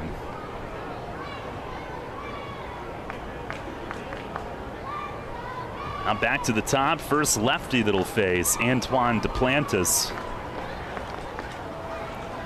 And Tucker's pitch, it is taken high. That one at 92.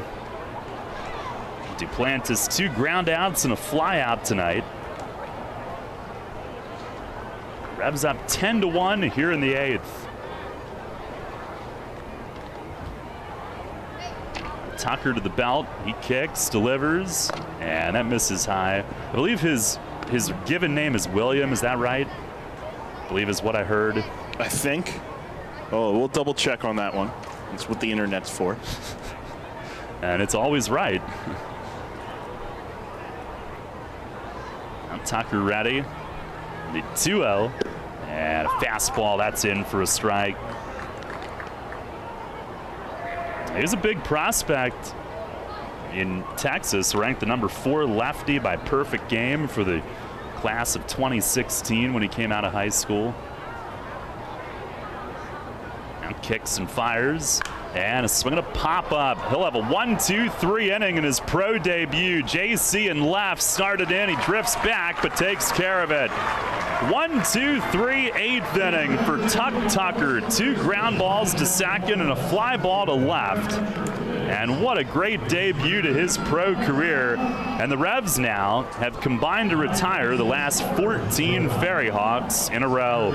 We go to the bottom of the 8th here tonight in York. It's the Revs 10 and the Ferryhawks 1. With signs and graphics, you can say anything, do anything, be anything. So make your statement with Fast Signs. There are 1,000,001 possibilities to power your business visibility. Achieve more than you ever thought possible with Fast Signs. Named one of the best advisors in the state and the country, Kevin Smith and the team of Smith Wealth Advisory Group can help you develop a customized retirement income plan. As specialists in retirement planning, they will guide you on Social Security, pension choices, 401k and retirement plan rollovers, required minimum distributions, taxation, and optimal distribution strategies. For all your retirement planning needs, contact one of the nation's best, Smith Wealth Advisory Group, located right here in York. Jenny Montgomery Scott, LLC, member NYSE, FINRA, and SIPC. Drunk driving prevention is a priority at Anheuser-Busch. You can't drive drunk if you don't drive there. Encourage friends to sign the Decide to Ride petition on DecideToRide.com.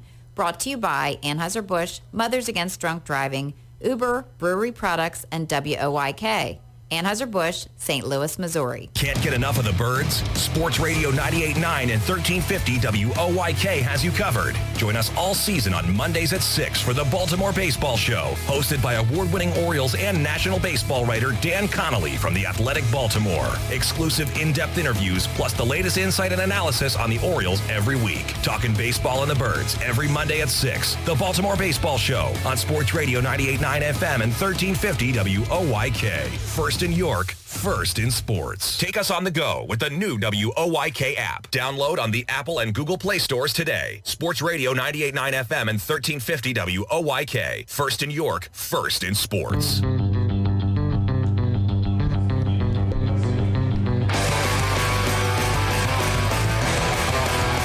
Revs up 10-1 as we go to the bottom of the 8th. Thought this might be an opportunity for them to get Kelsey Whitmore in, but Anthony Auletta will work a second inning. JC Encarnacion to lead things off. I don't think it's Ventura loosening for York.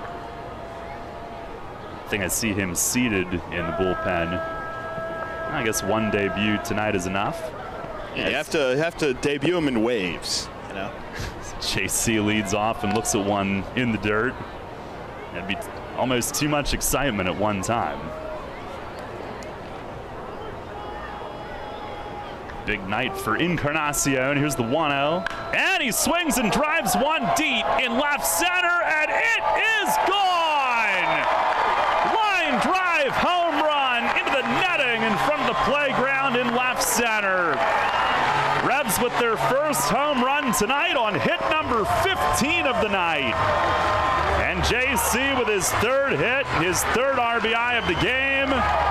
Home run number 5 of the year, and it's now 11-1 here in the 8th. And Melky will drape him with the bling. They've been waiting all night to do it. There's been a lot of stars on this offense tonight, and you could make a case the biggest one is JC.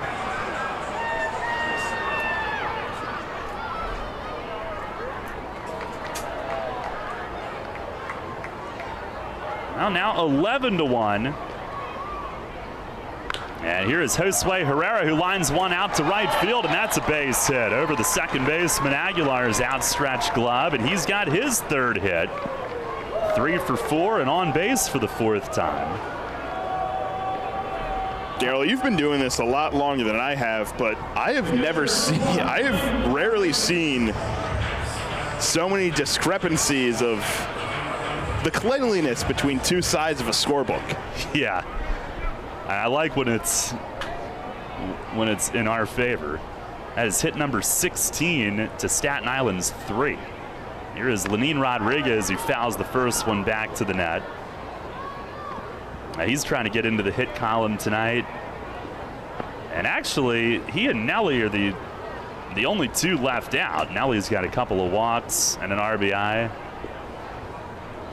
The Rodriguez Hermanos. It's the 0-1. Oh, look out. It hit him up high in the back. Yikes. That was frightening. And it looks like he avoided the worst of it. I'm sure it doesn't feel good, but I was afraid that was headed right for the head. Hit by pitch.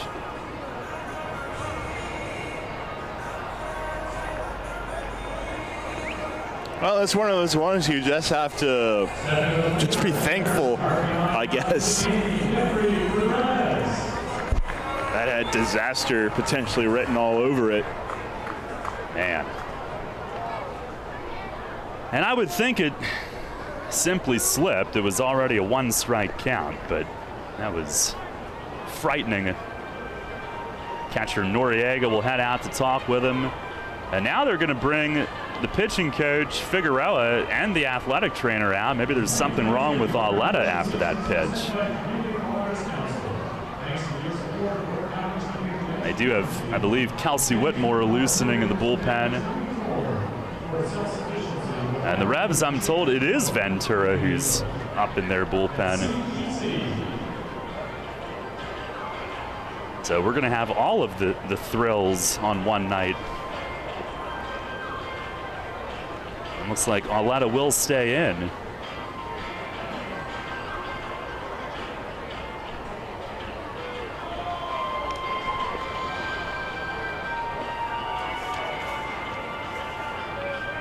Revs season high for hits in a game, 20. April 28th at Lexington. They've got 16 tonight.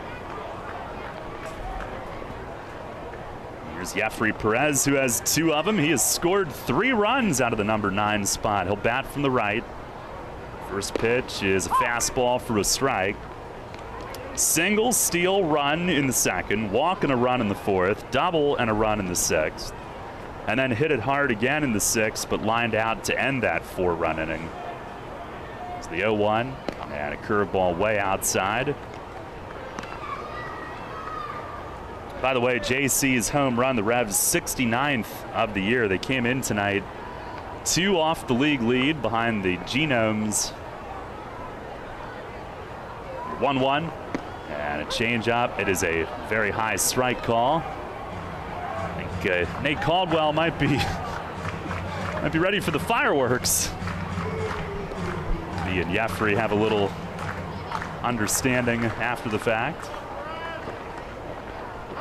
It's good to see Nate back, one of the good ones. The 1-2, and a slider down in the dirt, blocked by Noriega. And you should clip that and send that to the league office. See, I am capable of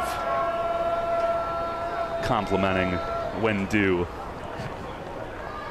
And when it's not due, other stuff happens. Why would I?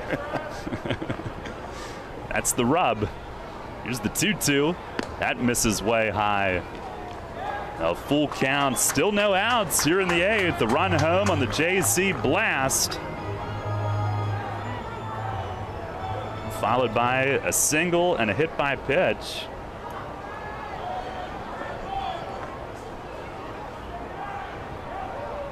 Auletta is set.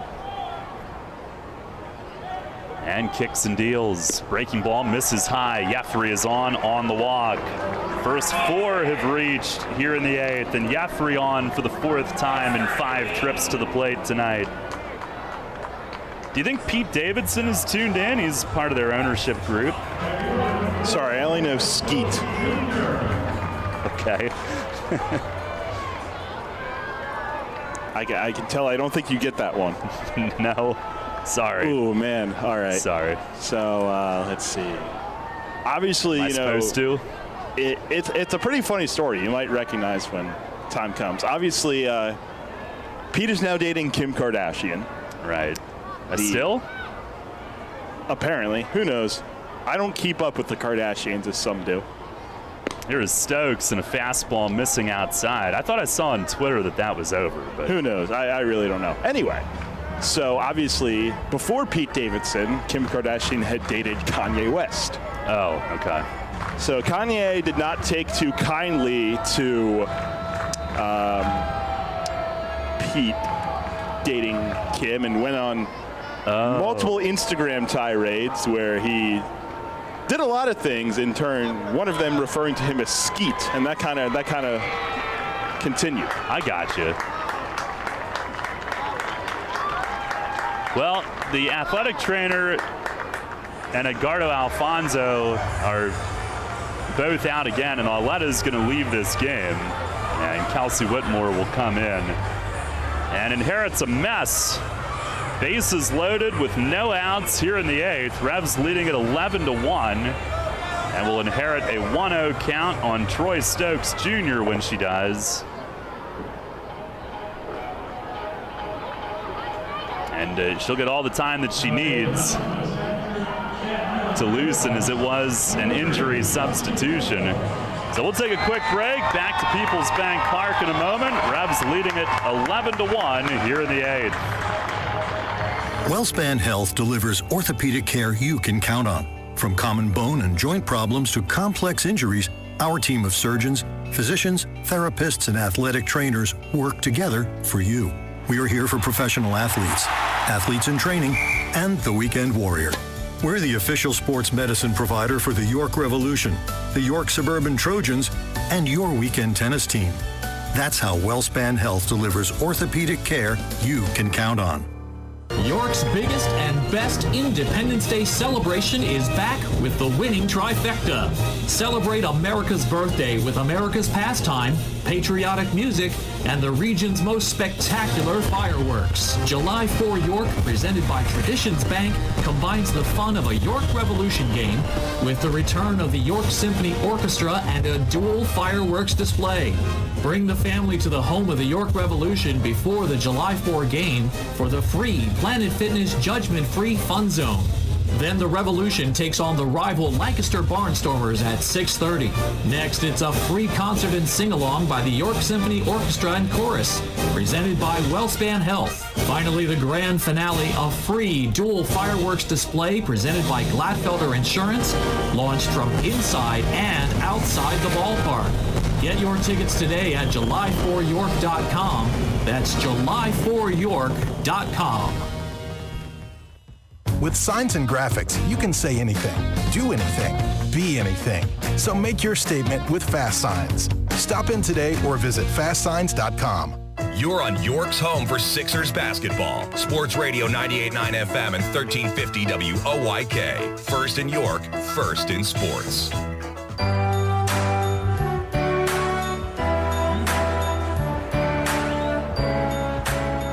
Kelsey Whitmore inherits a 1-0 count on Troy Stokes Jr. with the bases loaded, no outs in the 8th, 11-1 York. Stokes an enormous night, 4 for 5 from the windup.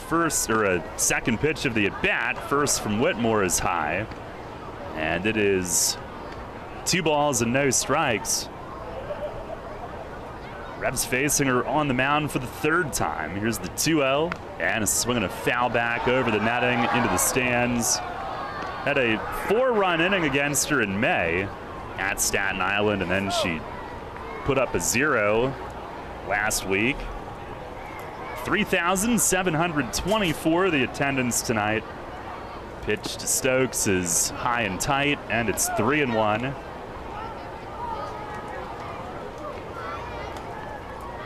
He leads the way with 4 hits tonight. As she steps off, double checking on the count. Now into the windup, lifts the leg, fires, and a swing and a line drive, base hit into right center. Herrera scores. Here's Lenine around third. Stokes on with his 5th hit of the night. Drives in 2 more. And the Revs lead it 13-1 here in the 8th. Troy Stokes Jr. with a season-high 5-hit game. Well, I changed my vote back from JC to Troy Stokes Jr. Hate to do it to him, but a 5-hit game.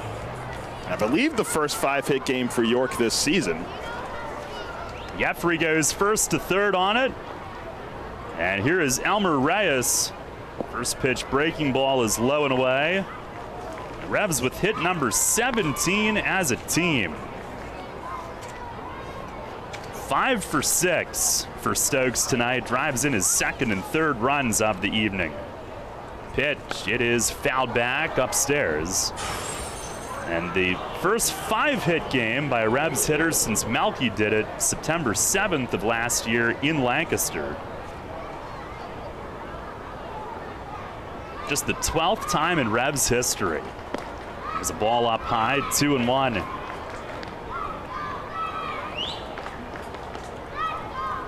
Kennard Jones and Scott Grimes had 6-hit games. Stretch, the 2-1 to Elmer. He swings and fouls it back to the roof. Tyke Redmond, Chris Ashby, Matt Rogelstad, Jason Espedo, Ramon Castro, Andres Perez, Cody Johnson, Carlos Franco, Melky Mesa, and now Troy Stokes Jr. with 5-hit games. 2-2 on Elmer. And Whitmore with the pitch, swinging a high drive to deep left center. Duplantis back, it is gone! Elmer Reyes with a 3-run home run deep into the playground in left center. And the Revs now lead it 16-1 here in the bottom of the 8th inning. Elmer's 5th home run of the year, his 3rd hit tonight, and he's driven in 5 on the night. As they wait for him at the plate, and Melchizedek again shaking the chain as he waits to put it around Elmer's neck. A 6-run 8th inning, and it is 16-1. Here is Connor Lean as he takes down low. Revs with 2 homers in the inning, and there are still no outs. And that is hit number 18 tonight for the team. 3rd inning of at least 4 runs tonight as Lean lays off a curveball, but it's called a strike even though it was a foot outside. 65 miles an hour.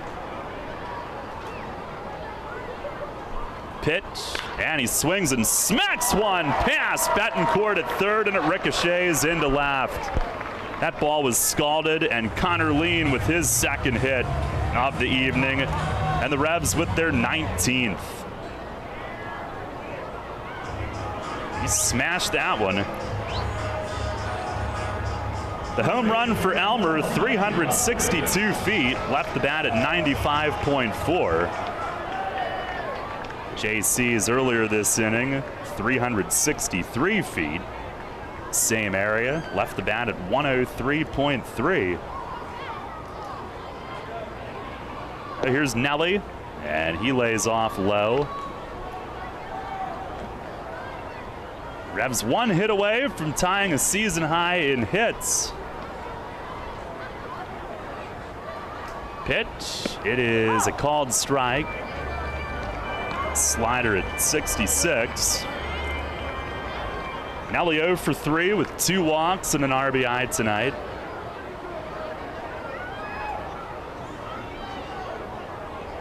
One, and that's a strike called up around the letters. 1-2. He's trying to get to that fireworks show. Pitch, it is in the dirt. They now have outfielder Joseph Monhay loosening in their bullpen.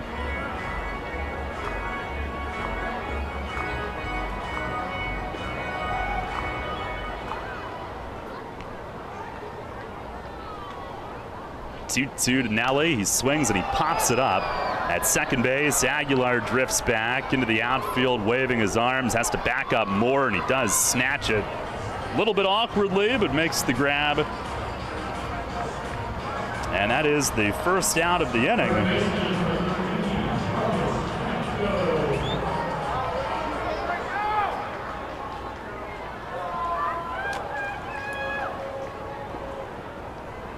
Well, here's Carlos Franco, who's struck out and hit into a double play against Whitmore this year. He fouls the first one away down the left field side. 9th hitter of the inning. He's 1 for 4 tonight. RBI single in the 6th. Walked and scored back in the 1st.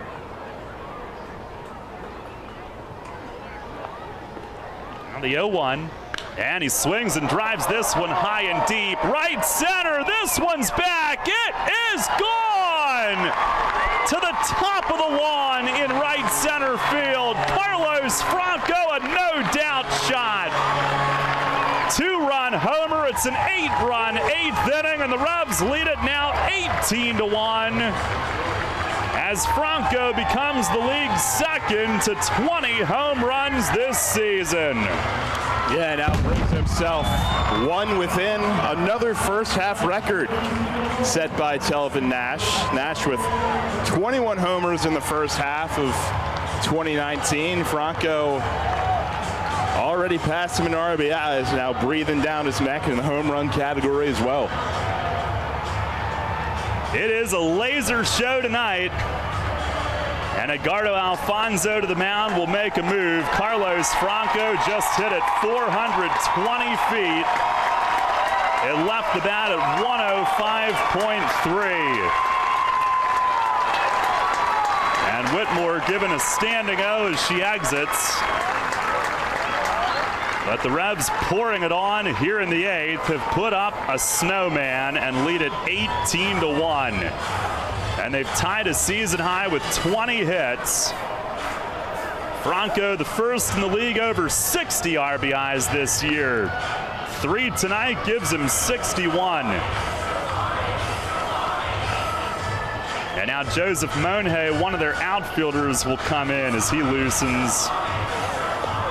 Revs' season high for runs in a game was 19, a 19-1 win April 28th in Lexington. Biggest inning this year was a 10-run inning at Staten Island on May 27th. They're getting close to those numbers. They've tied the season high in hits, and they've hit 3 home runs this inning as Monhay lobs one up there on JC, who takes a strike at 45 miles an hour. First 3-homer inning this year for the offense is JC. He's working quick. A second strike. He started this inning with a home run, and he swings and foul tips one to the backstop. Now this is an instruction video for pace of play. Yeah, seriously. He's doing everyone a favor. He might be my favorite pitcher in the league. Monhay delivers a curveball in the dirt outside. Really reared back on that one, 56. Tosses, and it's high, 2-2. Reminds me of the time I pitched. Here's a swing and a towering drive, but foul. JC launches it over the stands and left. I don't know if we have time for that story at the pace that he's working. Another 2-2. And a swing and a well-hit ball to deep left field. It is gone over the arch nemesis. And JC taking BP here in the 8th inning, his second home run of the inning. And the Revs have scored 9 here in the 8th on 4 home runs and now lead it 19-1. And Encarnacion with his 4th total hit of the ball game. Joins Melky Mesa as the only hitters in Revs history with 2 home runs in the same inning. And here is Josue Herrera, and he swings and drives one out to deep center. Cespedes under it waiting and makes the grab. And I didn't see, but I would imagine Melky probably did the honors with the home run chain again, which would be fitting. Is it bad that I forgot that was only the second out? Melky had 2 home runs in the 5th inning of a 19-1 win against New Britain on July 28th, 2019. That's the same score now as Lenine fouls the first one to the backstop. And this has turned into a laugher tonight. Here's the 0-1, and that bounces up there.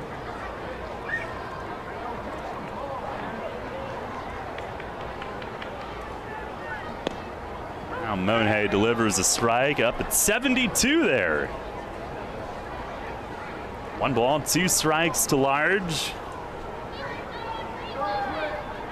And Monhay tosses home, and a swing and a ground ball off Monhay. It ricochets out through the hole and into left field. And Lenine is on with a base hit. Monhay gestures at him like, "What are you doing to me?" And he gives a thumbs up to the dugout that he's good. Certainly don't want to see a position player get hit or get hurt. And Lenine now into the hit column tonight, and the Revs with now a season high 22 hits in the game.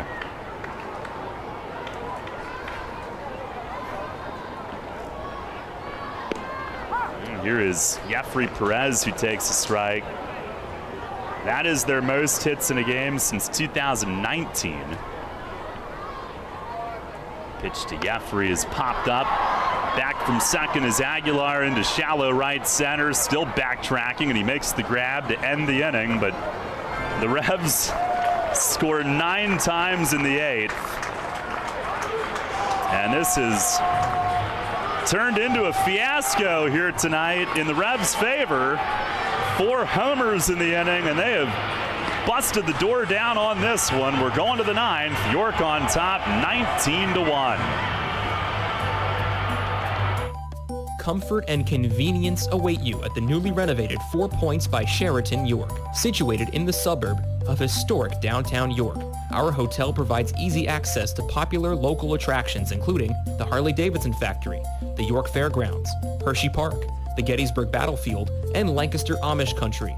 Unwind in our spacious hotel rooms featuring plush beds, complimentary high-speed Wi-Fi, and other home-like amenities.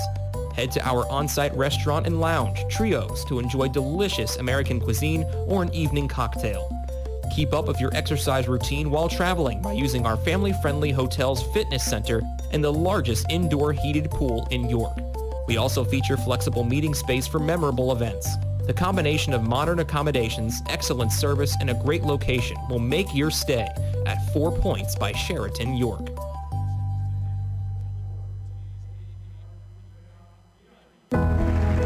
Celebrate the history of our national pastime at the National Baseball Hall of Fame and Museum in Cooperstown.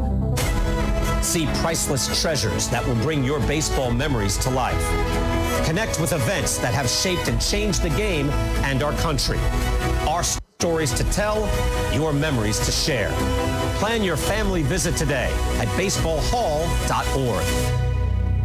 See you in Cooperstown, where the journey becomes legend. The York Revolution plays here. Sports Radio 98.9 FM and 1350 WOYK. First in York, first in sports.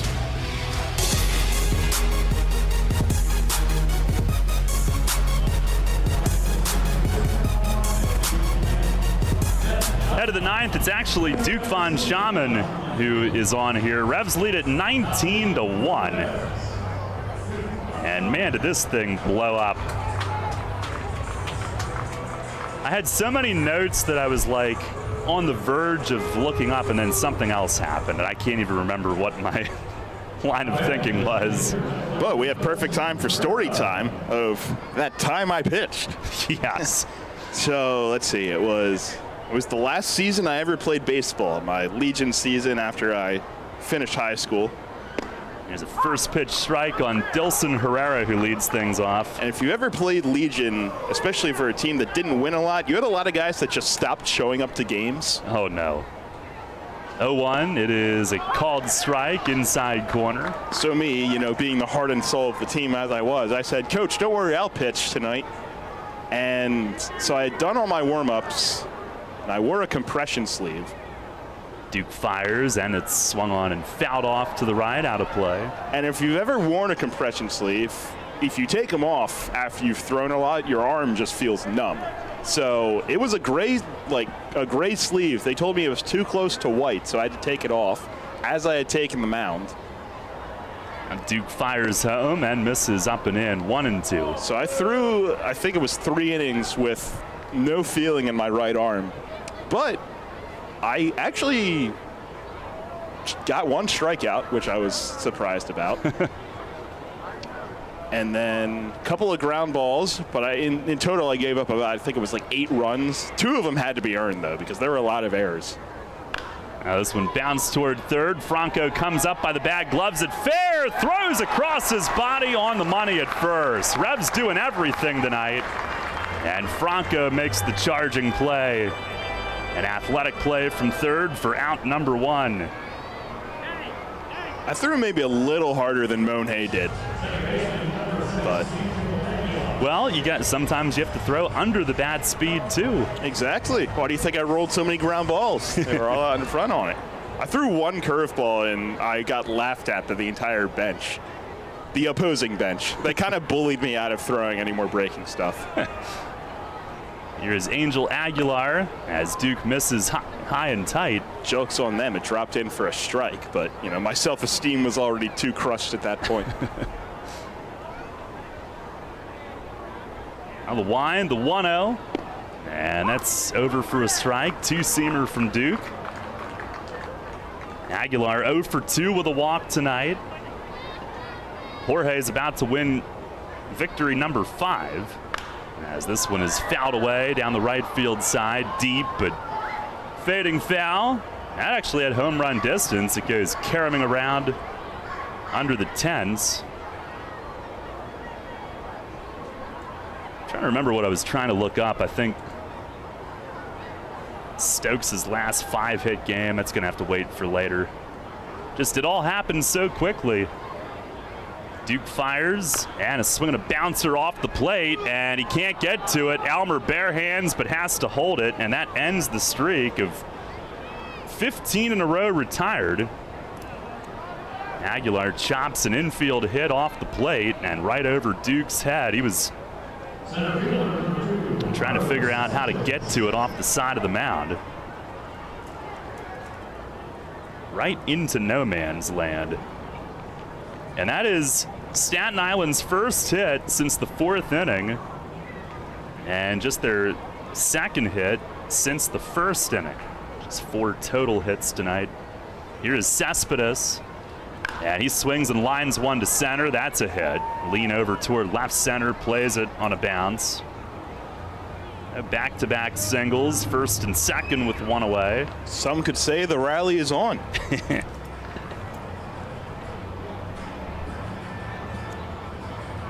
Revs a 19-1 lead. Their biggest victory this year was 19-1 on April 28th in Lexington.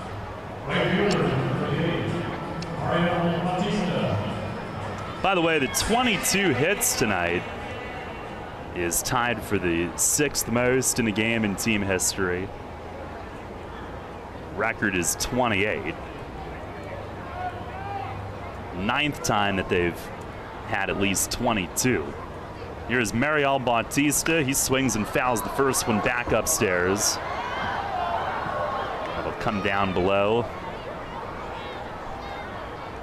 By the way, when we're done tonight, Phillies and Padres getting started in about 10 minutes. We'll head right off to San Diego.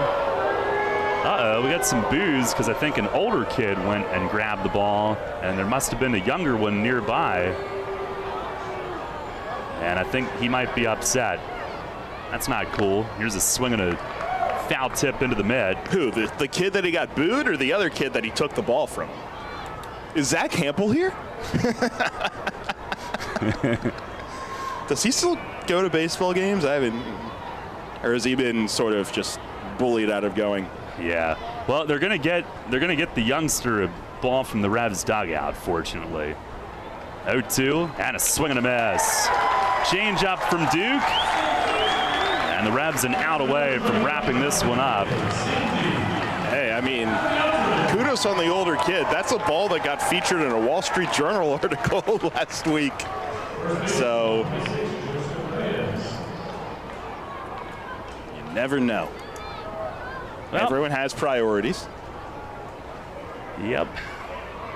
Here is Joseph Reyes with 2 on and 2 out. Revs an out away from wrapping this one up. And Duke's first pitch, fastball strike, outside corner.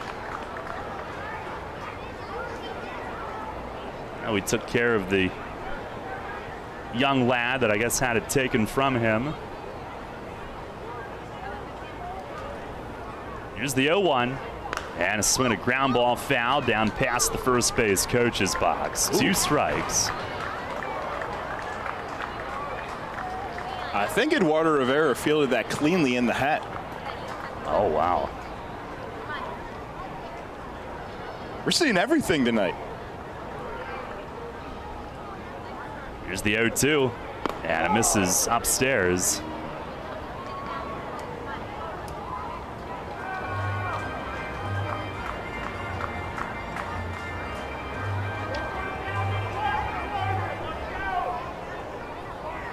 Von Schaman said he deals, and a swing and a miss. He struck him out. Changeup gets him to end it. Scoreless 9th for Duke, and the Revs blow out the Ferryhawks tonight. They turn it into a laugher here late and win it by a final score of 19-1. As they match their biggest run total of the season, their biggest margin of victory of the season. They set a season high for hits in a game. Stokes with 5, Reyes with 3, JC with 4, becomes the second in Revs history to homer twice in the same inning. Herrera with 3, and on and on. A one-sided win for the Revs tonight, who have won their 3rd straight, unbeaten in the last 5 series. They'll go for a sweep tomorrow to close the homestand, and they are within 4 games of the 500 mark for the first time since the opening week of the season, when their record was 2-6. It's almost like a completely different team, too. The bullpen has been fantastic, and of course, we knew at the start of the year that this offense wasn't going to be held down for too long like they were. And boy, did they answer any doubts tonight, if there were any still. Now they'll wheel in the firework contraption in center field. Get set for that coming up, as the Revs provided plenty of them during the 9 innings tonight, and absolutely spank the Ferryhawks by a 19-1 final. Stay tuned. Post-game show is coming up next. Dickey's Barbecue Pit is known for slow, smoked quality meats that make your taste buds grin from ear to ear. We queued it up to a whole new level by adding beer and wine to our menu, and there aren't many combinations better than mouth-watering brisket and ice-cold beer. So come visit us over at West Manchester Town Center to get your fix of both. Dickey's, the best way to cue the day with legit Texas barbecue. Visit us at dickeys.com. Remember rushing to the newspaper in the morning to read all about that Revs game from the night before? Was it? Yeah, that was a long time ago. We barely remember that too. Sports Radio 1350 is your home for local sports, and we're taking care of that news void in your life. Get your York Revolution game articles delivered right to your inbox every morning, courtesy of WOYK. Simply log on to YorkRevolution.com and click to sign up to receive daily game recaps right to your inbox. Keep up to date every day as the York Revolution go for another Atlantic League title.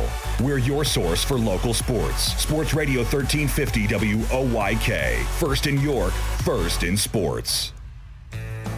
Farm Credit supports rural communities and agriculture with reliable, consistent credit and financial services. In good times and bad, we provide loans to farmers and ranchers, farmer-owned cooperatives, rural home buyers, agribusiness, and rural infrastructure providers. As cooperatives, we're locally owned and governed.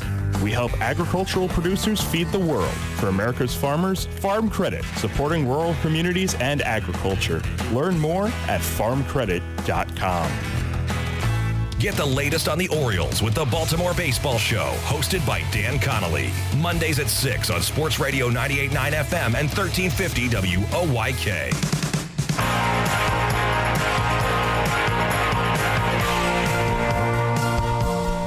Getting set for the post-game fireworks here tonight at Peoples Bank Park. There were plenty of them during the game as the Revs win it 19-1.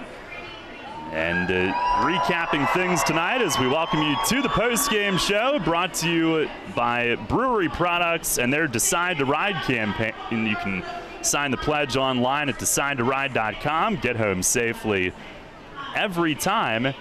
And recapping things tonight, the Ferryhawks scored the game's first run in the first inning. A 2-out RBI double by Ricardo Cespedes for a 1-0 lead, but that was very short-lived as the Revs scored the next 19. And 4 of those in the first inning. Troy Stokes Jr. led off with a double down the left field line. With 1 out, stole third, scored on Connor Lean's ground rule double. And then later in the inning with 2 outs, J.C. Encarnacion, an RBI single up the middle. Josue Herrera, a 2-run double to left center, and it was 4-1 early. And Jorge Martinez settled in and was excellent after the first inning as he retired 7 straight through the third, and then another 8 in a row to end his outing. 6 innings, 1 run on 3 hits.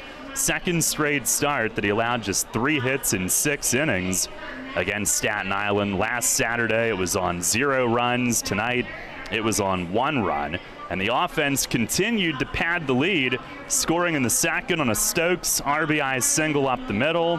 Then in the fourth, as Elmer Reyes singled home a run, also going up the middle, that made it 6-1. And then they really put the game out of reach with a 4-run 6th inning. And Reyes an RBI ground rule double. Nelly walked with the bases loaded to force in a run. Franco an RBI single. JC drove in a run on a fielder's choice that he legged out, avoiding a double play. Revs led it 10-1 at that point and handed it over to the bullpen after a strong 6 innings from Jorge, but they did not overextend him as Josh Martin came in, went 1-2-3 in the 7th. Tucker in his pro debut went 1-2-3 in the 8th. And then in the bottom of the 8th inning, the Revs turned it into a laugher. Encarnacion led off with a line drive home run to left center. That was against Auletta. And then after they loaded the bases with no outs, and Auletta evidently felt something and was lifted due to an apparent injury, Kelsey Whitmore took over. Troy Stokes Jr. greeted her with a 2-run single to right center. Elmer Reyes, a 3-run homer to left center. Connor Lean singled. Then with 1 out, Carlos Franco hit a 2-run homer to the top of the lawn in right center. His 20th this year, and went up over 60 RBIs on that swing. Actually 61 to be exact. And then after they lifted Whitmore and Joseph Monhay came in, J.C. Encarnacion hit the 4th home run of the inning as the fireworks show starts. And the home run for JC made him the second in Revs history to hit 2 in 1 inning, joining Melky Mesa, who did it July 28th, 2019 against New Britain, also in a 19-1 win. That was on a Sunday afternoon at People's Bank Park. But JC provided the final blow tonight, and then Duke Von Schaman, couple singles, including an infield hit in the 9th inning, but a scoreless inning to finish it off as the Revs absolutely rout the Ferryhawks tonight by a 19-1 final. And the 4 home runs in the 8th inning, a Revs franchise record for home runs in an inning. 5 times they had hit 3 in 1 inning. Never had they hit 4 in 1 inning until tonight.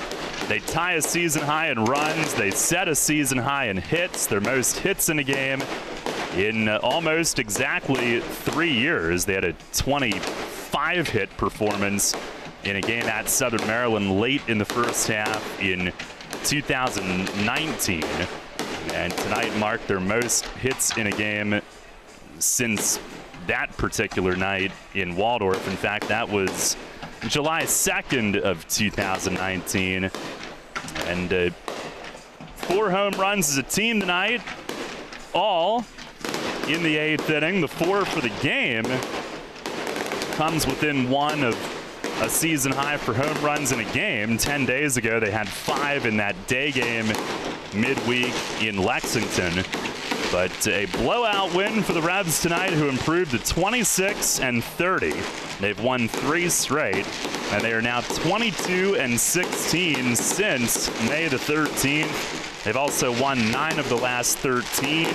They even their home record at 11-11, and Staten Island drops its 3rd straight, falling to 17-40, and the Ferryhawks are now 3-24 on the road this season. Revs will go for the sweep tomorrow. We'll take one final break, set you up for that one, and close things out, and send it off to Phillies Padres from San Diego. They're just getting started, and we'll do that when we come